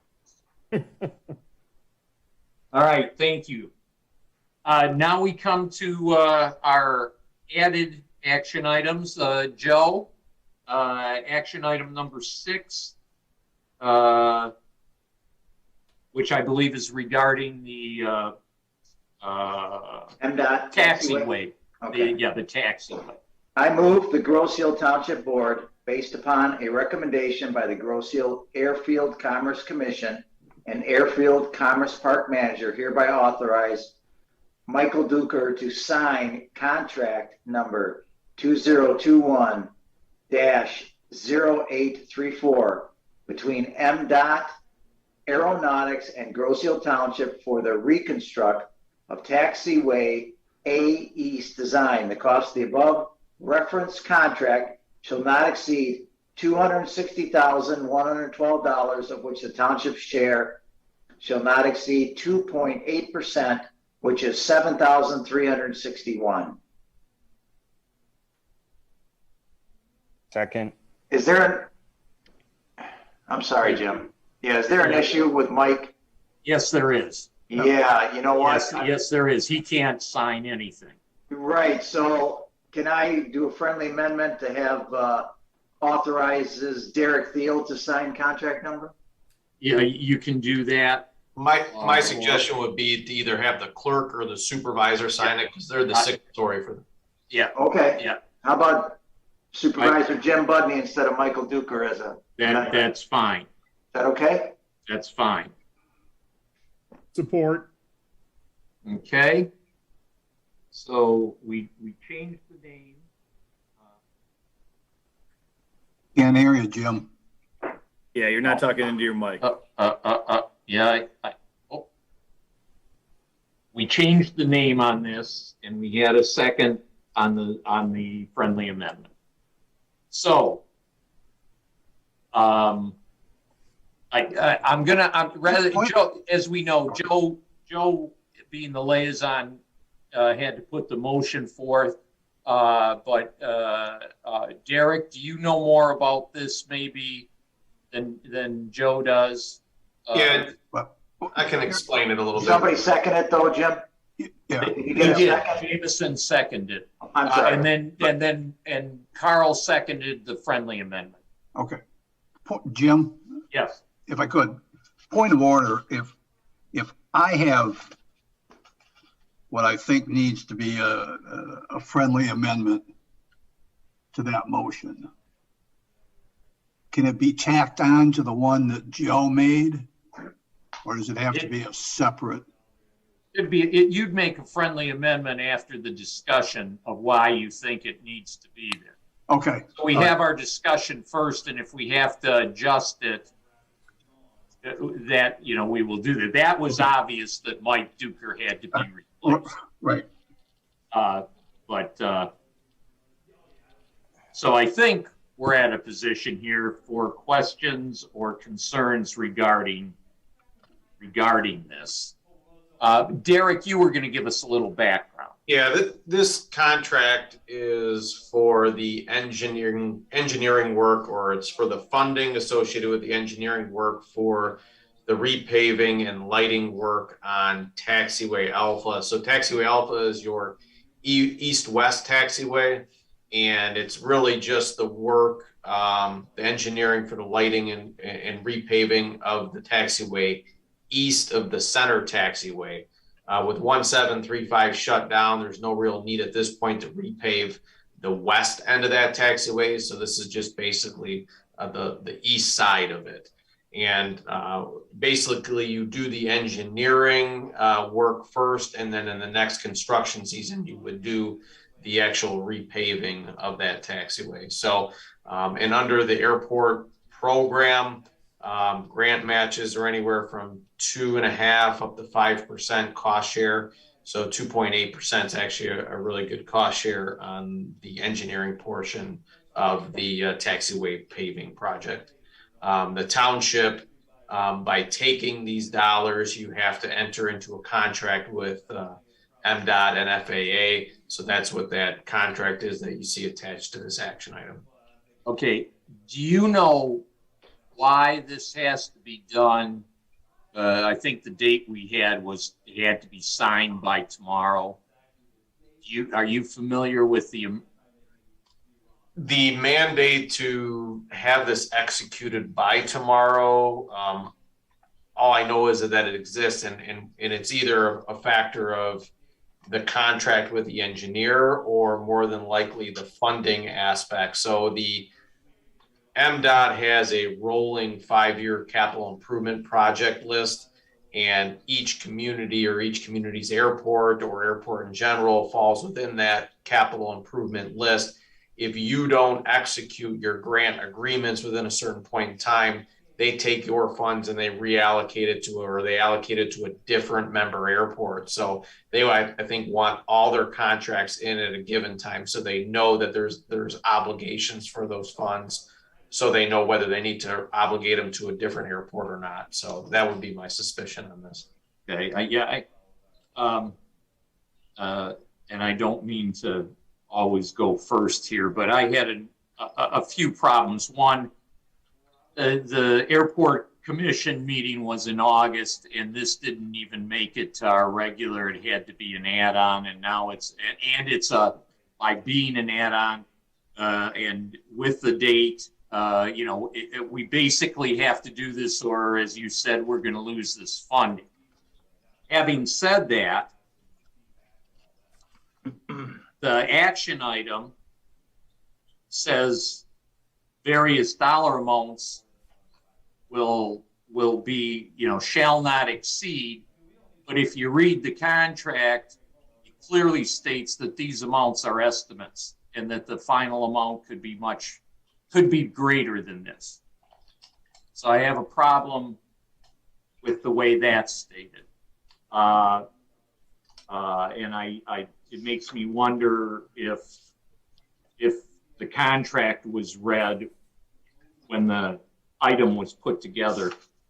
Also, within the packet, one of the requirements is that we send them a resolution, and this is actually, I have a question for Thomas Sorey. The packet says that we should be doing this as that they need a signed certified resolution. We're just merely doing a motion. We don't have a resolution. Is that going to be a problem? Yes. Okay. Needs to be a resolution. It should be a resolution. Yep. Nothing would prohibit you from modifying the current motion to make a resolution, however. Would it be simple as saying resolution rather than a motion? Yes. That suffice? Yes. Then okay, we will do that. We will make it, part of a friendly amendment. Correct. And Brian, correct me if I'm wrong, but then we can draw that up with the appropriate paperwork to have the clerk sign that it wasn't a resolution of the board at the meeting tonight. Brian's on mute.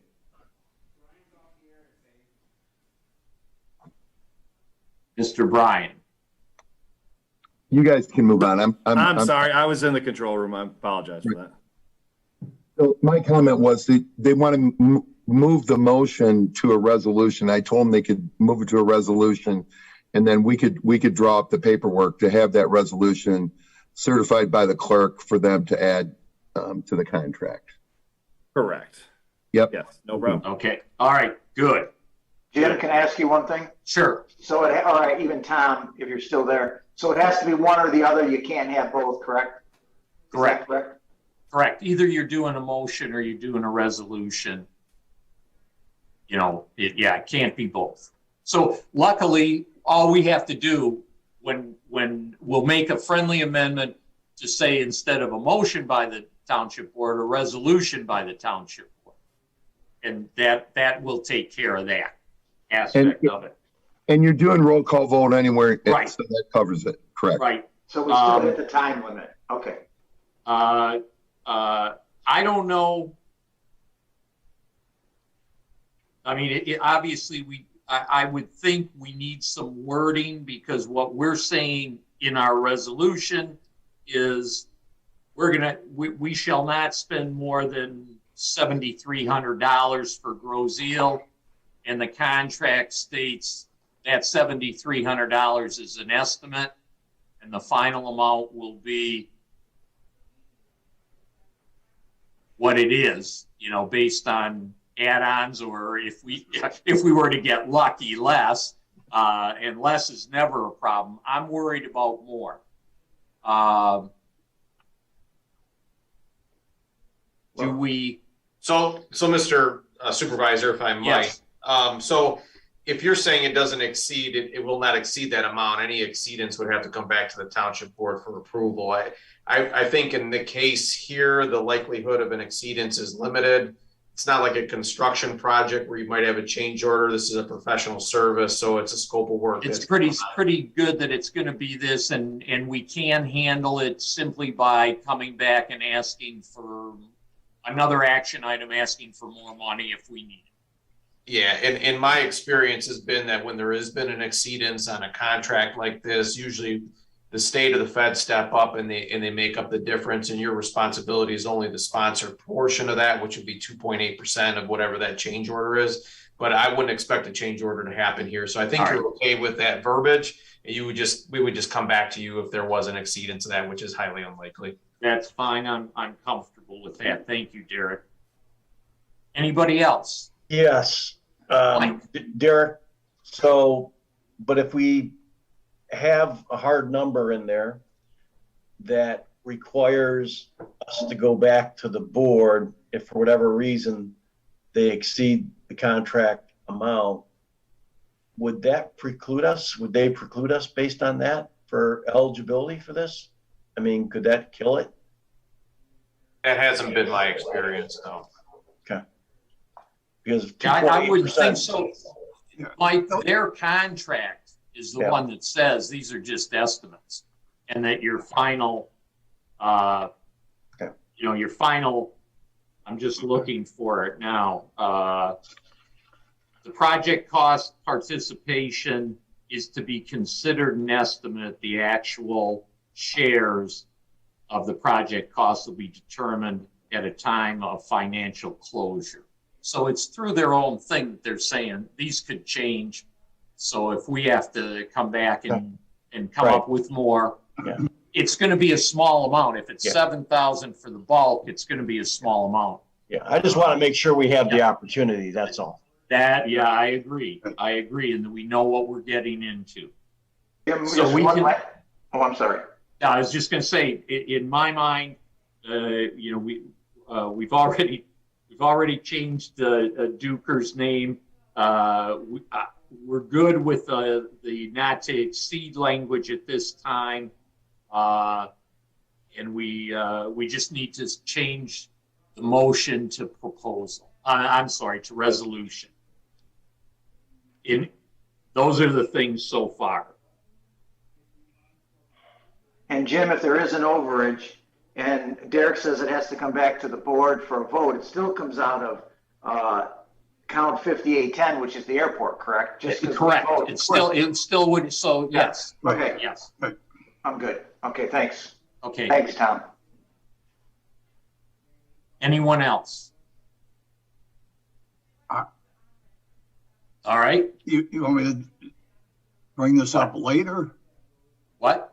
You want me to bring this? More? Yes. Oh, okay. Well, no, you bring this up now. This is, okay. Call me a nitpicker for 0.3%, but 2.8% of the contract amount is 7,284. That percentage is actually 2.83. So just so there's no, do we owe the percentage amount or do we owe the dollar amount? I know the answer is we owe the dollar amount because that's what's in the contract. But they also talk about the match, but they don't put a percentage in there. If we're going to, I believe if we are going to use a percentage, we should have the accurate percentage. And that's 2.83 is the 736. Got it.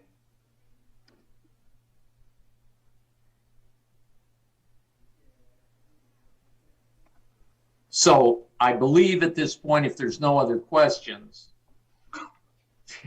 that I'm going to propose a friendly amendment to this action item.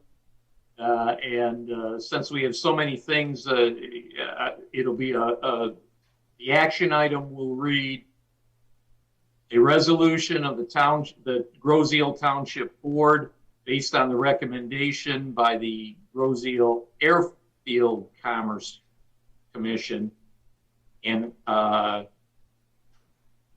and I think we should drop. Well, we can have an Airfield Commerce Park Manager because at the time he was hereby authorized Supervisor James Budney to sign contract number 2021-0834 between MDOT or Aeronautics and Groseal Township for the reconstruction of Taxiway A East design. The cost of the above referenced contract shall not exceed $260,112, of which the township share shall not exceed 0.3%, $7,361 in print. That's my friendly amendment. Jim, you're probably going to have to repeat the end of that because you cut out, your microphone didn't pick it up. Probably the last 7-8 words. Okay, I'll do the last sentence was the cost of the above referenced contract shall not exceed $260,112, of which the township share shall not exceed 2.83%, paren $7,361 in paren. You need a second on that, Jim? Yes. Second. Thank you, Dick. Okay, thank you. Thank you. So that's the friendly amendment, which we need to vote on. Carl? You're muted. Aye. Joe? Aye. Mike? Aye. David? Aye. Jameson? Aye. And I vote aye. So that is our new motion. And now, since we had no more discussion on it, I will read the motion to approve, which will be resolution of the Groseal Township Board based upon a recommendation by the Groseal Airfield Commerce Commission and Airfield Commerce Park Manager hereby authorizes Supervisor James Budney to sign contract number 2021-0834 between MDOT Aeronautics and Groseal Township for the reconstruct of Taxiway A East design. The cost of the above referenced contract shall not exceed $260,112, of which the township share shall not exceed 2.83%, paren $7,361 in paren. And with that, Jameson. Aye. Mike. Aye. Aye. David. Can't hear you, Jim. David. Aye. Joe. Aye. And I vote aye. So we managed to get that through. Thank you, Joe, for bringing that to us. Thank you, everybody, for working through the various friendly amendments on that. Which brings us to Joe and action item number 7. I move the Groseal Airport Commerce Park Commission at their recent meeting passed a motion recommending the advertisement of the position of Airport Maintenance Number 2 effective immediately. The airport currently has one maintenance position occupied. Joe. That Second. I want, that's fine. That is not what was sent to us as the motion.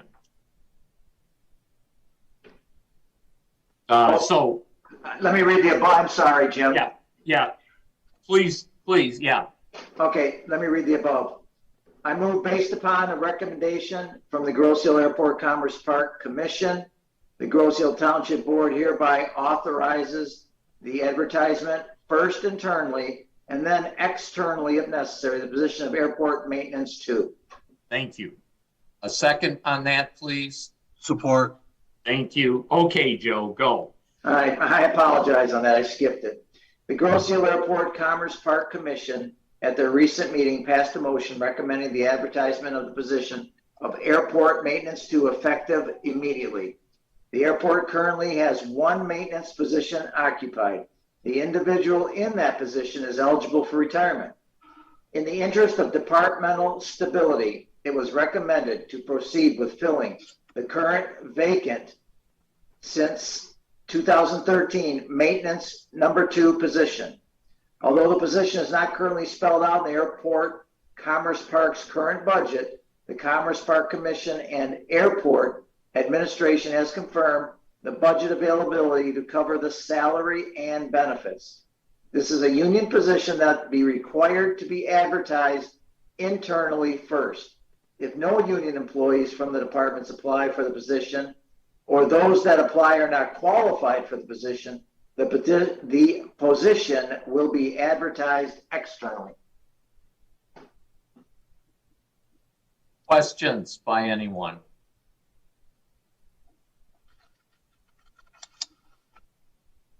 Hearing none, based upon the recommendation from the Grosse Ile Airport Commerce Park Commission, the Grosse Ile Township Board hereby authorizes the advertisement first internally and then externally, if necessary, the position of Airport Maintenance 2. Mr. Jarecki. Aye. Mr. Yeager. Aye. Mr. Bletcher. Aye. Mr. Nadeau. Aye. Mr. Porcerelli. Aye. And I vote aye. So we will have that out there also, getting a maintenance. And I think that's really the right way to do it. I'm glad the commission was in support of that because it will give that individual some time to learn, get a little mentoring before, if in fact our current individual retires. So with that, our action items are through, and we go to reports. Our clerk is not present. Brian, did you have anything you wanted to say for the clerk? No, we have no report tonight. All right, thank you. That was the right answer, sir. Mr. Treasurer.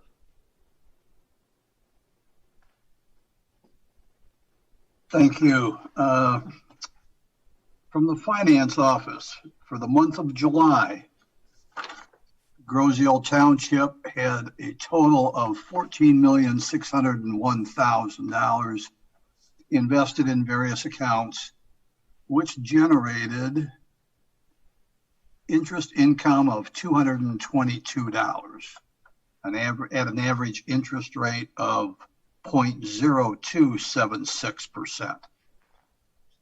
And from the Treasurer's Office, Grosse Ile summer property taxes are due tomorrow, September 14th. Payments will be taken at Township Hall or in the 2 drop boxes outside Township Hall. They can be paid tomorrow without penalty. Mail postmarked by September 14th, including September 14th, will also be accepted without penalty. Beginning September 15th, a 1% per calendar month penalty is added to any unpaid summer taxes, and can still be paid to Groseal Township until March 1st of 2022. After that date, all unpaid taxes become delinquent and must be paid to Wayne County with further penalties. And as of September 10th, we've collected 70% of the 2021 summer tax roll, and distribution of the school and county taxes have been made timely. And that concludes my report. And the next DPS meeting is tomorrow evening, 7 o'clock at Township Hall. Thank you, sir. Yep. Brings us to our trustee reports. Mr. Jarecki, if you would, please. Yes, thank you. I truly wish I had a more positive report for tonight, but the police department's had a pretty tough go for the last 30 days or so. We've had up to 8 people out sick. Of those, most of them were stricken with COVID. You know, to put it in perspective, that's almost 40% of your department all at once. And I guess on a positive note, you can say that, you know, all the remaining employees there to support public safety did a phenomenal job. I would like to recognize each and every one of them because they did. And I think, you know, pointing out Doug Carmack, I think I just have to do it because at one time we had both Deputy Chief and Hardin and Lieutenant Helen both out at the same time, which really left us with one sergeant. And he stepped up. He didn't hesitate, and he pretty much ran the show. Things went from bad to worse, and I know myself personally, I know some of the other commission members as well as Derek drilled him on, you know, what's our plan B if things get worse? What's our plan C? And he had acceptable, pretty impressive plans. And so hats off to the total team because they all did just a phenomenal job. You know, I think Brent's back now and things are looking better. Now we only have 4 people off. And, you know, I got to tell you with great remorse, I have to say that Lieutenant Helen is gravely ill. And if you choose, I would ask everybody in the community to keep him in their thoughts and prayers. He's out. He's very ill, and we need him back. So, on a somewhat positive note, through all this, the team has managed to move forward, I believe, for the first time with a fall deer call, and they're filling tickets. So I know we have a goal this year to make a dent in the population that's sustainable, and we know that, you know, to get to that number, we need a fall call, and the team has managed to move forward on that and have had some success. And really that is my update. Thank you, Mike. Yes, that whole department should be applauded. Sergeant Carmack did a heck of a job stepping up.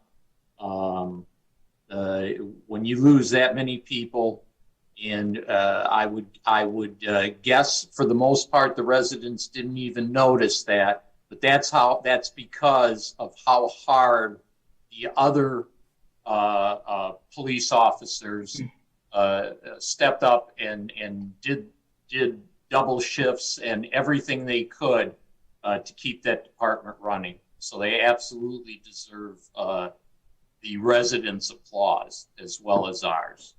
So thank you. And I echo Mike's words regarding Lieutenant Pellin. He is in grave condition, and he needs everybody's prayers and positive thoughts. So, Mr. Porcelli. As you heard earlier, I do sit on the Airport Commerce Park Commission, and they have made some switches inside the office. Mike's last day was Friday. They have hired a individual, Janelle McNee, to work on the inside. She'll be handling the phone calls and deal with the individuals there. There's also the gentleman from the FBO that'll be handling the air side of it. And I'm sure Derek's going to be helping out here and there if there's any issues that spill over. So hopefully they'll have that under control for the next couple of months until they get a manager. And I'm kind of going off task here a little bit, Jim, but I wanted to say thank you to one of our township employees. I found out last month that the catalyst to that $450,000 contribution to the animal shelter was our ordinance officer, Tony Gray Jr. And I was kind of surprised when I found out about this. And obviously he was left out of Mr. Reham's presentation he had. And I just want to say real quick, thank you to Tony for what you did. It's kind of interesting. I just want to say one thing, that the woman that he was working with on some ordinance issues on that house said that she was just fed up and she was ready to actually give the house to a 501c3 out in New Jersey, and she had it all set up and she was going to give the keys to him. And Tony kind of told her, whoa, slow down a minute. Let's talk about this. We have one on Groseal you might like, and it's called the Groseal Animal Shelter. And the woman said, yeah, that sounds good. Let's talk with someone. So Tony got a hold of Julie. Julie went over there, or made some kind, however they did that. And the woman agreed to go ahead and turn that house over to, I guess it'd be Groseal Township, but it's Groseal Animal Shelter that it's going towards. So I just want to say thank you very much, Tony, for being the catalyst to that. I'm sorry you were left out of the presentation. And I just want to thank you correctly. So once again, good job. Yeah, for people that don't understand, the house was given to Groseal Township. It's going to be cleaned up and sold, and the funds, which should be in the six figures, will be given to the Groseal Animal Shelter. So it's a great thing for the animal shelter. Thank you, Joe, for that. Is that it? Oh, yes, sir. Okay. Mr. Yeager. All right. Good evening, everybody. I sit on the Zoning Board of Appeals, but they have not met this month, and we've already discussed what we did last month. So what I wanted to talk about was a couple other things.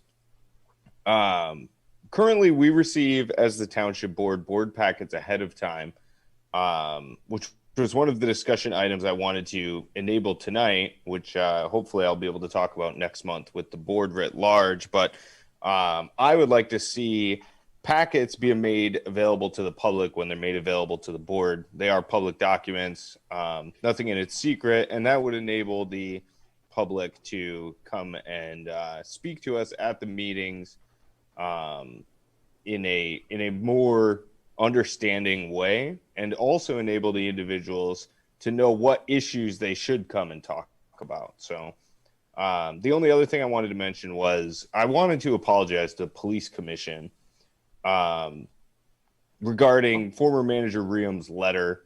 I'm not going to read from it. I don't think it deserves any more attention in that regard. And I think the letter was unprofessional, defamatory, and undeserved.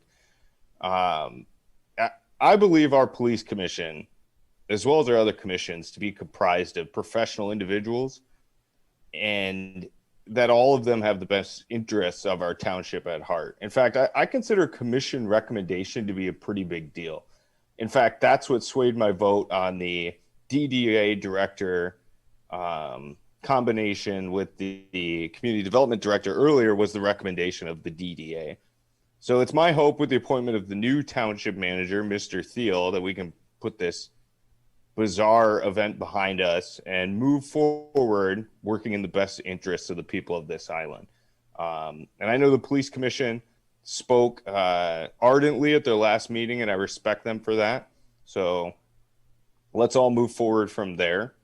And finally, I wanted to thank Sergeant Carmack. I've never been a municipal police officer, but I know how hard it is stepping up to fill a leadership position. And unfortunately, Sergeant Carmack had to step up 3 grades effectively. He had to go past the lieutenant, past the deputy chief, all the way to the chief, because all of those people were gone. So great job, Sergeant Carmack. That is all I have, Mr. Supervisor. Thank you, Jameson. And Mr. Bletcher.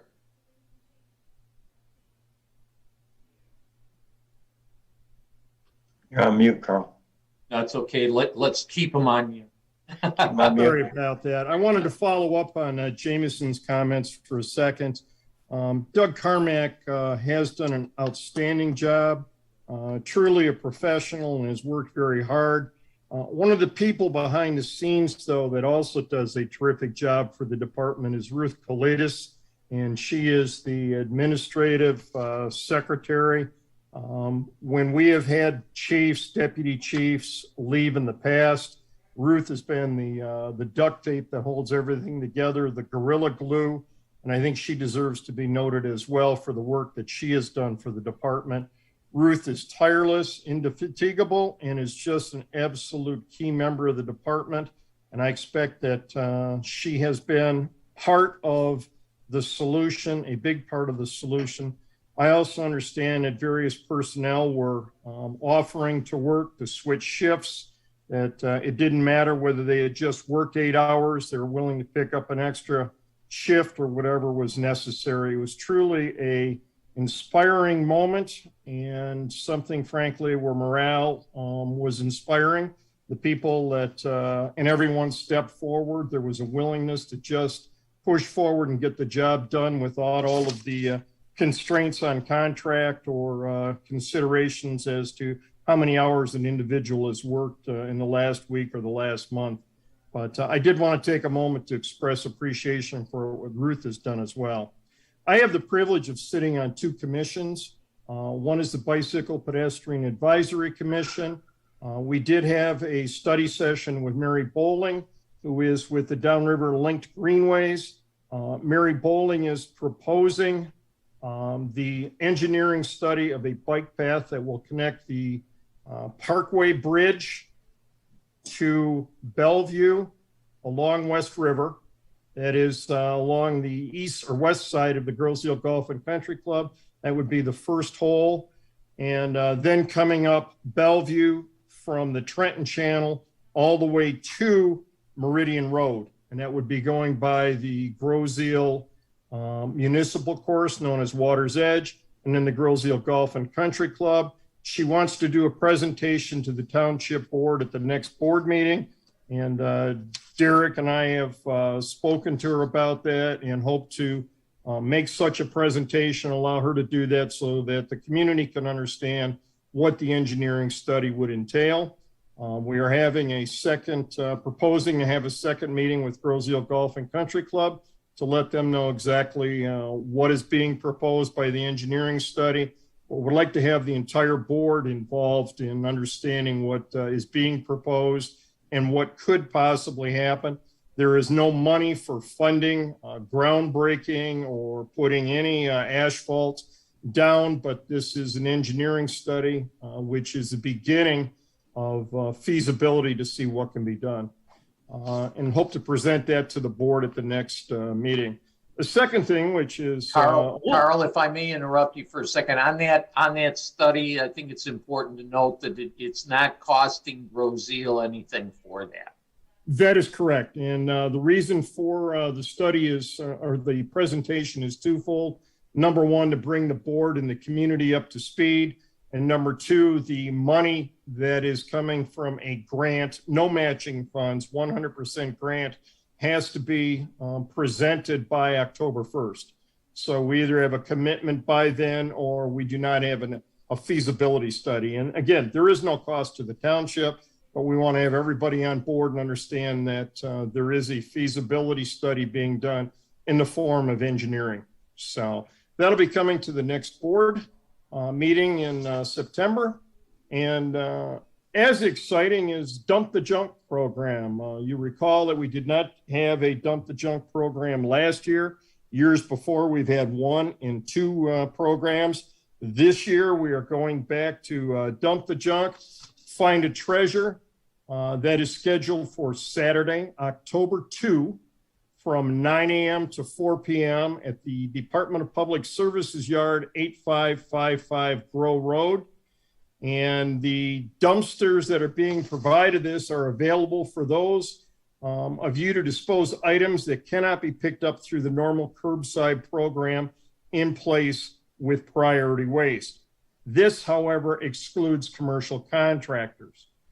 Unacceptable items include mattresses, pieces of furniture, toilets, electronics, railroad ties, and hazardous waste, which would include paints. Acceptable items are gently used furniture, bicycles, yard waste, large logs, shrubs, and wood, building material, including bricks, cement blocks, concrete, tile, marble, and drywall. Apartment and condo residents, please note that these are residents who do not have access to curbside pickup through priority waste. And they may be prepared to show proof of residency to the apartment or condo in which they reside. Those people will be allowed to bring mattresses and furniture for the junk dumpsters only. So the general rule is we are not accepting mattresses and those kinds of items. But if you live in a condo and don't have the general service, you can bring your mattresses and furnitures for the dumpsters. And finally, tires. If they are off the rims, they'll be accepted. But we're not accepting semi-truck or commercial tires. We will accept rims that can be placed in the scrap metal dumpster, including dishwashers, stoves, and metal furniture. We are not accepting refrigerators or freezers. That is, no freon-bearing appliances, as these are considered to be hazardous waste. Again, with all of those rules in place, Saturday, October 2, from 9 a.m. to 4 p.m. at the DPS yard, 8555 Grow Road. Rain or shine. If it's raining, we're going to be out there. And if it is sun shining and dry, we're going to be there. Bring your stuff, bring your treasures, look through the treasures. Mike, I think last time I saw you bring a lot of hockey equipment, some sticks and things like that, pads. And if you still have some left over, come on, bring them down. Does anybody have any questions? I'll be making the same announcement as a reminder at the next board meeting, but again, October 2nd, Saturday. Come on down. And that concludes my report. Thank you, Carl. Township Attorney, Mr. Sorty, what do you have for us? Mr. Supervisor, I don't have anything for you tonight. Okay, thanks, Tom. Derek. Your first manager's report. Yeah, I'll make it brief. Just a couple of items. I guess first and foremost, I'd like to thank the Township Board for their patience with me tonight and in my first meeting in capacity as the Township Manager, and look forward to this being the first of many. I do, and I would like to echo everybody's comments about the police department. I know it's been a very trying month or so for them, and the leadership that I've seen out of that department has been phenomenal, and the hard work that everybody's put in to keep the department running over this very trying time has been inspirational, no doubt. It's been fantastic. A couple of items that I will be working on, just so that you know, obviously tonight was a big step forward in trying to fill some of the vacant positions that we have available. It's been a kind of a whirlwind this past month here at Township Hall with some of the positions and changes and movement that's been going on. So thanks for your support tonight in filling those positions, the first step forward and filling some of those positions. That'll definitely help with the workload around here. We are going to be working on reviewing the policy and procedure updates that I know Dale and Carl and Jim had worked on previously, and try to bring that thing to a conclusion here in the next couple of months. And then also, I've been in conversations with some of the township leadership with regards to the proposed 5-year priority plan that's been talked about for a little while here. So we'll be working on that through the next couple of months and ultimately be discussing that with the entire township board in some sort of study session. Couple of quick updates. It looks like the road paving will be occurring on Church Road around the end of this month. So we'll be coordinating with the residents on Church as well as the school district with regards to that. We were going to try to start that before school started, but with contractor availability, it's been very difficult to make that happen. So we're going to try to center it around a weekend, but there might be some overlap into the tail end and the beginning end of the weeks surrounding that weekend. But we'll be sure everybody knows the routes to school and also what dates we're going to be working in within that before that happens. As Trustee Jarecki mentioned earlier, the bridge engineering RFQ is out, and that is due at the end of the month, those submittals. So we'll let you know when those arrive as far as what we received. And then also our water main project is nearing its end. We have the boring under the canal at Thoroughfare that still needs to happen. But other than that, connections to residences is all that's left, as well as restoration. So that project is nearing its end, which I think everybody will be happy that it's done, especially as we traverse Meridian Road. And then last and not the least, but I've gotten a lot of comments with regards to my picture in the Groziel Grand. It is not a mug shot. I'm not a mean guy. I want to let everybody know I'm approachable. Come and see me at Township Hall. My kids might think I'm as mean as I am in that picture, but hopefully the residents don't. So I'll close my report with that comment, and thank you. Yeah, not your best picture. I'll say that. Not your best picture. Thank you. I've heard that from a few people. So thank you, Derek. My report, I have a few things. I do want to go over the bridge update and talk about bridge updates. For some reason last week, I started getting a lot of inquiries about bridge updates. So first of all, the actual bridge update that is out there on our website, excuse me, the work is ongoing on the bridge repairs. We've had no holdups. Construction is on schedule for reopening in late fall of 2021. Two of the piers, Pier 9, which holds the turn mechanics, as well as Pier 10 are completed. Pier 8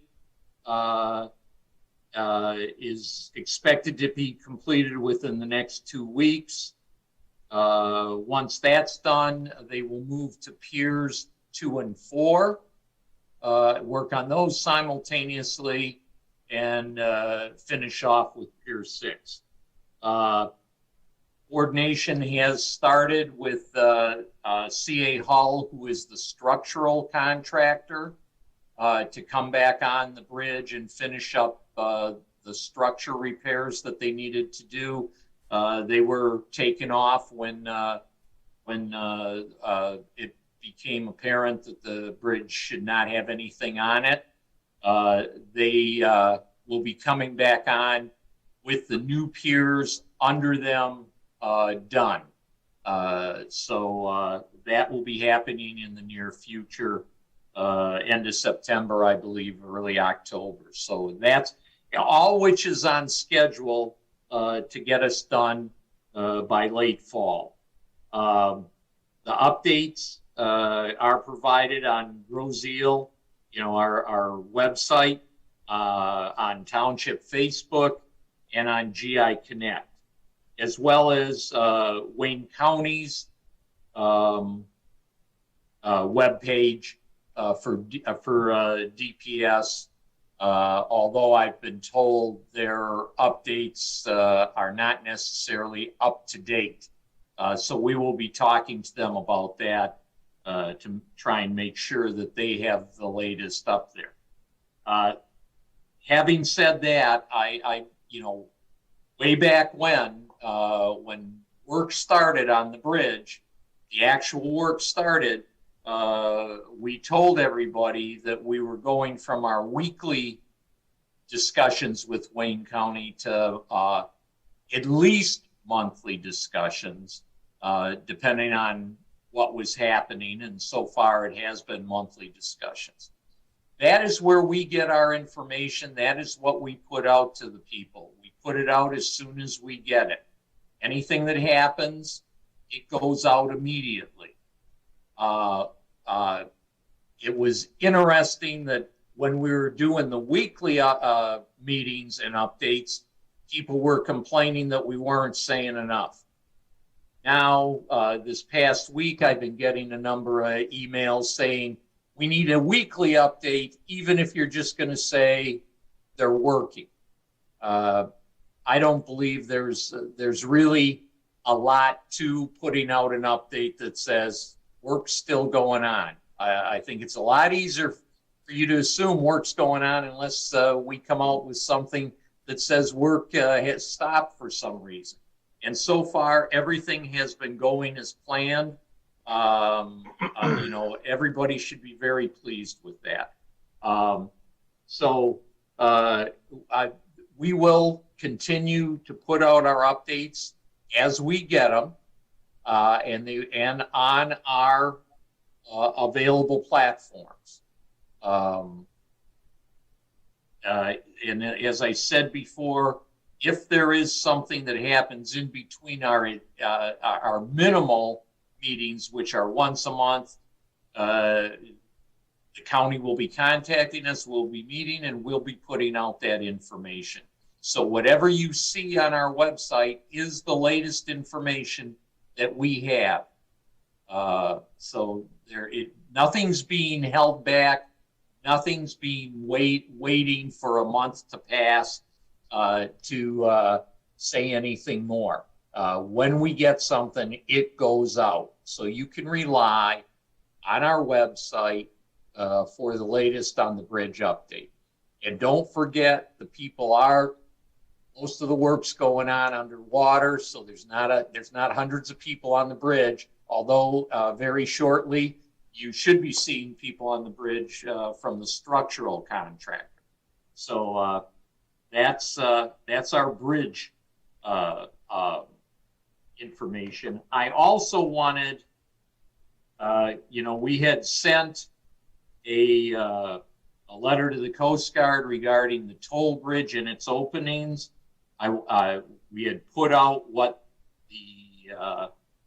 that came from, or what came of that. But I want to mention it again. The toll bridge will open once an hour, from 3 minutes to 3 minutes before to 3 minutes after the hour, between the hours of 7 a.m. and 10 a.m. So 7 to 10, that bridge at most will open once. And in the afternoon, between the hours of 4 p.m. and 7 p.m., and this will be daily, not weekends. On the weekends, it's their regular schedule. So we were able to get that out of the Coast Guard, and we were thankful for that, and hopefully it helps. I also wanted to mention, just for general knowledge, the census results came out, and Grosse Ile grew. We are now up to 10,788 people under the new census, which was an increase of 4%. And the other thing I wanted to mention was GLEWA, which is the water authority, has finished their PFAS study, and pleased to report that there is no PFAS in our water, that all the levels are minuscule. So our drinking water is as good as it can be. And I will mention one other thing. We talked about meetings again, and we will be talking about this as a study session next meeting regarding public comment. But I hope to start my question and answer sessions again in October. So I'm gunning for that. Hopefully we can make that come to pass. I think it was good. We had good response before. I hope the people come out and continue to do that, because we were able to hopefully give them some answers to their questions. And that ends my report. We have no discussion items, so we will move to Mr. Friel, public comment. Public comment, 3 minutes, your name, where you live, and the public comment is on the action items that we went over today. Okay. So with that, I'll turn it over to you, Mr. Friel, to start getting the hands. All right. Do we have any anybody would like to? Oh, Greg Karmazin, right off the bat. Greg. Oh, there you are. Yes. Oh, Greg, you're on. There you go. You're off mute. Okay. All right. Greg Karmazin, resident Clinton Township, homeowner, taxpayer 212288 East River. Just wanted to follow up on the action item 1 on the DDA director. I know this is really a question, and if you can't answer this, I can wait till your meetings in October. But I did while it was fresh in my mind, and I think this is actually part of a broader discussion about, it is good to have the ability to ask questions about the reports and comments that come up in the meeting, more than just action items at the end of the meeting, because I think sometimes, you have to wait two weeks or a month to actually get back to getting answers. But while it's fresh in my mind, I did have 2 questions. One, during the discussion on the DDA director, it was, I'm not sure if I heard it correctly, but is it the case that both residential and business property in the DDA district is part of the capture? It's not just the business property, it's all the property in the DDA district that's in the capture. So that's my question. Is that the case, that it's both residential and business property? So it's all the property in the DDA district that's part of the tax capture. And then my second question is, looking at the budget, it looks like it's $305,000 for this year for the DDA, and over that, $119,000 is for projects. So that looks like approximately $186,000 is part of the. It looks like it's coming in from the capture, and I just wanted to make sure I was understanding this correctly. That in the current budget, it looks like the compensation for the position is about 10% of the DDA capture, or the total budget. Anyways, of $305,000. That's for the position of DDA director. I just wanted to make sure I understood that correctly. If you could, whenever you're able to, answer those questions, if that's correct. Greg, if you don't mind, I'll give you a call and we can talk about that. Okay. All right. Great. Thanks. Thank you. Okay. Do we have any other public comments?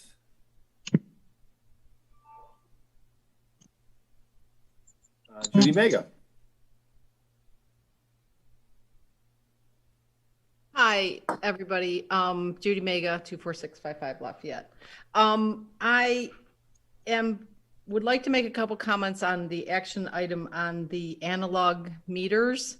I support Mr. Yeager's suggestion that the public be made a copy of the agenda item, specifically what's going to be discussed in the packet, be made available for the public. And that's a glaring example right there. What appeared on the agenda for today was analog meter policy. There is no way that anybody would have known what you were going to decide today. I am not one of the people who wanted to opt out on that meter policy, but if I knew that that was an option, I absolutely would. And I'm kind of concerned that nobody took the time to look into, it's not a cell phone. It's called electromagnetic radiation, radio frequency radiation. There's 6,000 studies that talk about the dangers of smart meters. One smart meter emits as much radiation as 160 cell phones, not one, and it pulsates out those RF frequencies every 15 minutes as it sends the data to the agency that's collecting it. Now, what you're saying in essence to people is you have to have this meter installed on your home, whether you like it or not. Even if it's 4 people, you're telling them that they have to endanger their health. RF is classified as a carcinogen. There's 6,000 studies on it. Maybe some people don't care, Mom. Maybe some people accept it as part of modern technology, but for the people who do care, the Michigan Public Service Commission in 2012 ruled that electric companies had to have an opt-out policy. There has been Michigan legislation proposed to say that utilities, smaller utilities, should be required to do the same. The township is setting itself up for a lawsuit by people by refusing to, who cares if 4 people don't want to switch the meters over? You don't have to pay somebody $80,000 a year to check 4 people's meters once a month. You have regular DPS employees who are doing that before anyway. They could go out and check those meters and make those people happy. They have to pay $10 a month extra on their bill, and that covers the cost of that person going out for 5 minutes to check their meter. So had I known that that was going to be an agenda item that specific for tonight, I would have talked about it before and after, because I'm not happy with the decision you made. And I don't think it's going to stand up legally that you're forcing people to put something on their house that they might not want. So I fully support, I hope you review that decision tonight and think about what it might mean. I don't know, maybe smart meters are already installed on everybody's house on Groseal. I truly don't know.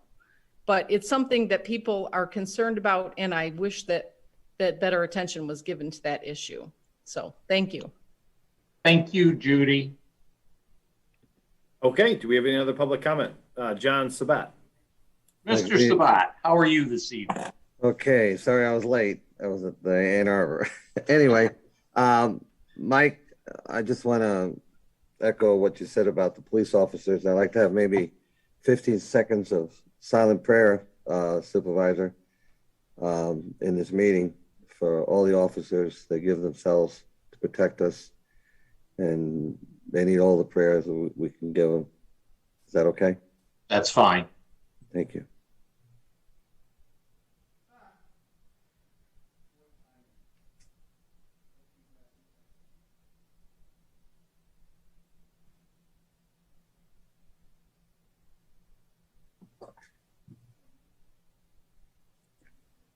Okay. Okay. All right. As far as thank you, John, for that. Well, we got to thank them. I've had law enforcement in my family, and they give a lot and expect little in return. Derek, I know that you're working with a lot of things right now on the agenda, and I had to say this, but thank you for moving so fast on Loma Court. And Supervisor, this has to be brought up because he's juggling a lot of things, and you got to take a look at Loma Court. He's cleaned that, Loma Circle area. He's cleaned it up really fast and quick. Right, Derek? Derek, you still there? Yeah, I think John's referring to some ditching work, or ditching program they're working over on Loma Circle right now. Yeah, and thank you for trying to help Ms. Denman. We're going to make things happen there. As far as the Wayne County, with the bridge, Supervisor, are they going to come back next year, or do you think this is going to be it for a few years, or you really don't know? I'm not even sure what your question is, but I don't believe it pertains to any of the action items. Well, it was discussed, like Mr. Karmazan mentioned, it was discussed in the meeting. So, I mean, they're going to open up, let's say, sometime this fall or early winter. Correct. What I'm asking is, do you think they'll be coming back next year to finish up some more of the piers? Some other bridges? The other bridges, yeah. John, yeah. Quickly, they'll be back. Other bridges worked on as well as the other piers. Okay, good. All right, and then Meridian, we got to get them on the Meridian. I know it wasn't mentioned, but we should. As far as the restaurant, it seems like maybe Smoker's not interested, but they're not a bad restaurant. It's not gourmet food, but the point is they serve a real good purpose. And do we know what their reservations or challenges they have with the township? Why would we want to open up another can of worms? Is there another set of restaurants that are interested in the RFP? That's what we'll find out. Well, maybe if there is, we like to bring that up. But given the agenda that RFP is due in just 3 more months. Yep, John, you're over your 3, so please finish up. I got about 40 seconds left. That's too much. No, you must be on Groseville time. I am. I'm on Eastern time. Anyway, that's about it. I just want to know that we might want to find out what their real beefs are, because maybe Smokers should stay. Well, and they can put in through the RFP. Thank you, John. Thank you. Okay, do we have any other public comment tonight?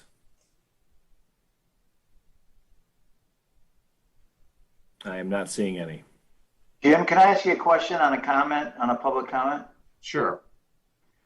Sure, Joe. On Ms. Mega's comment, I have to be honest, I didn't know that there may have been some type of liability or even court actions. Would Tom and you, I don't know, maybe talk about it tomorrow? Tom, do you think it's worth looking into to see if, is there case law out there, or has there already been, court action that might cause liability to the township? And if there is, let's say, can we always reverse this issue that we voted on tonight? But go ahead, Tom.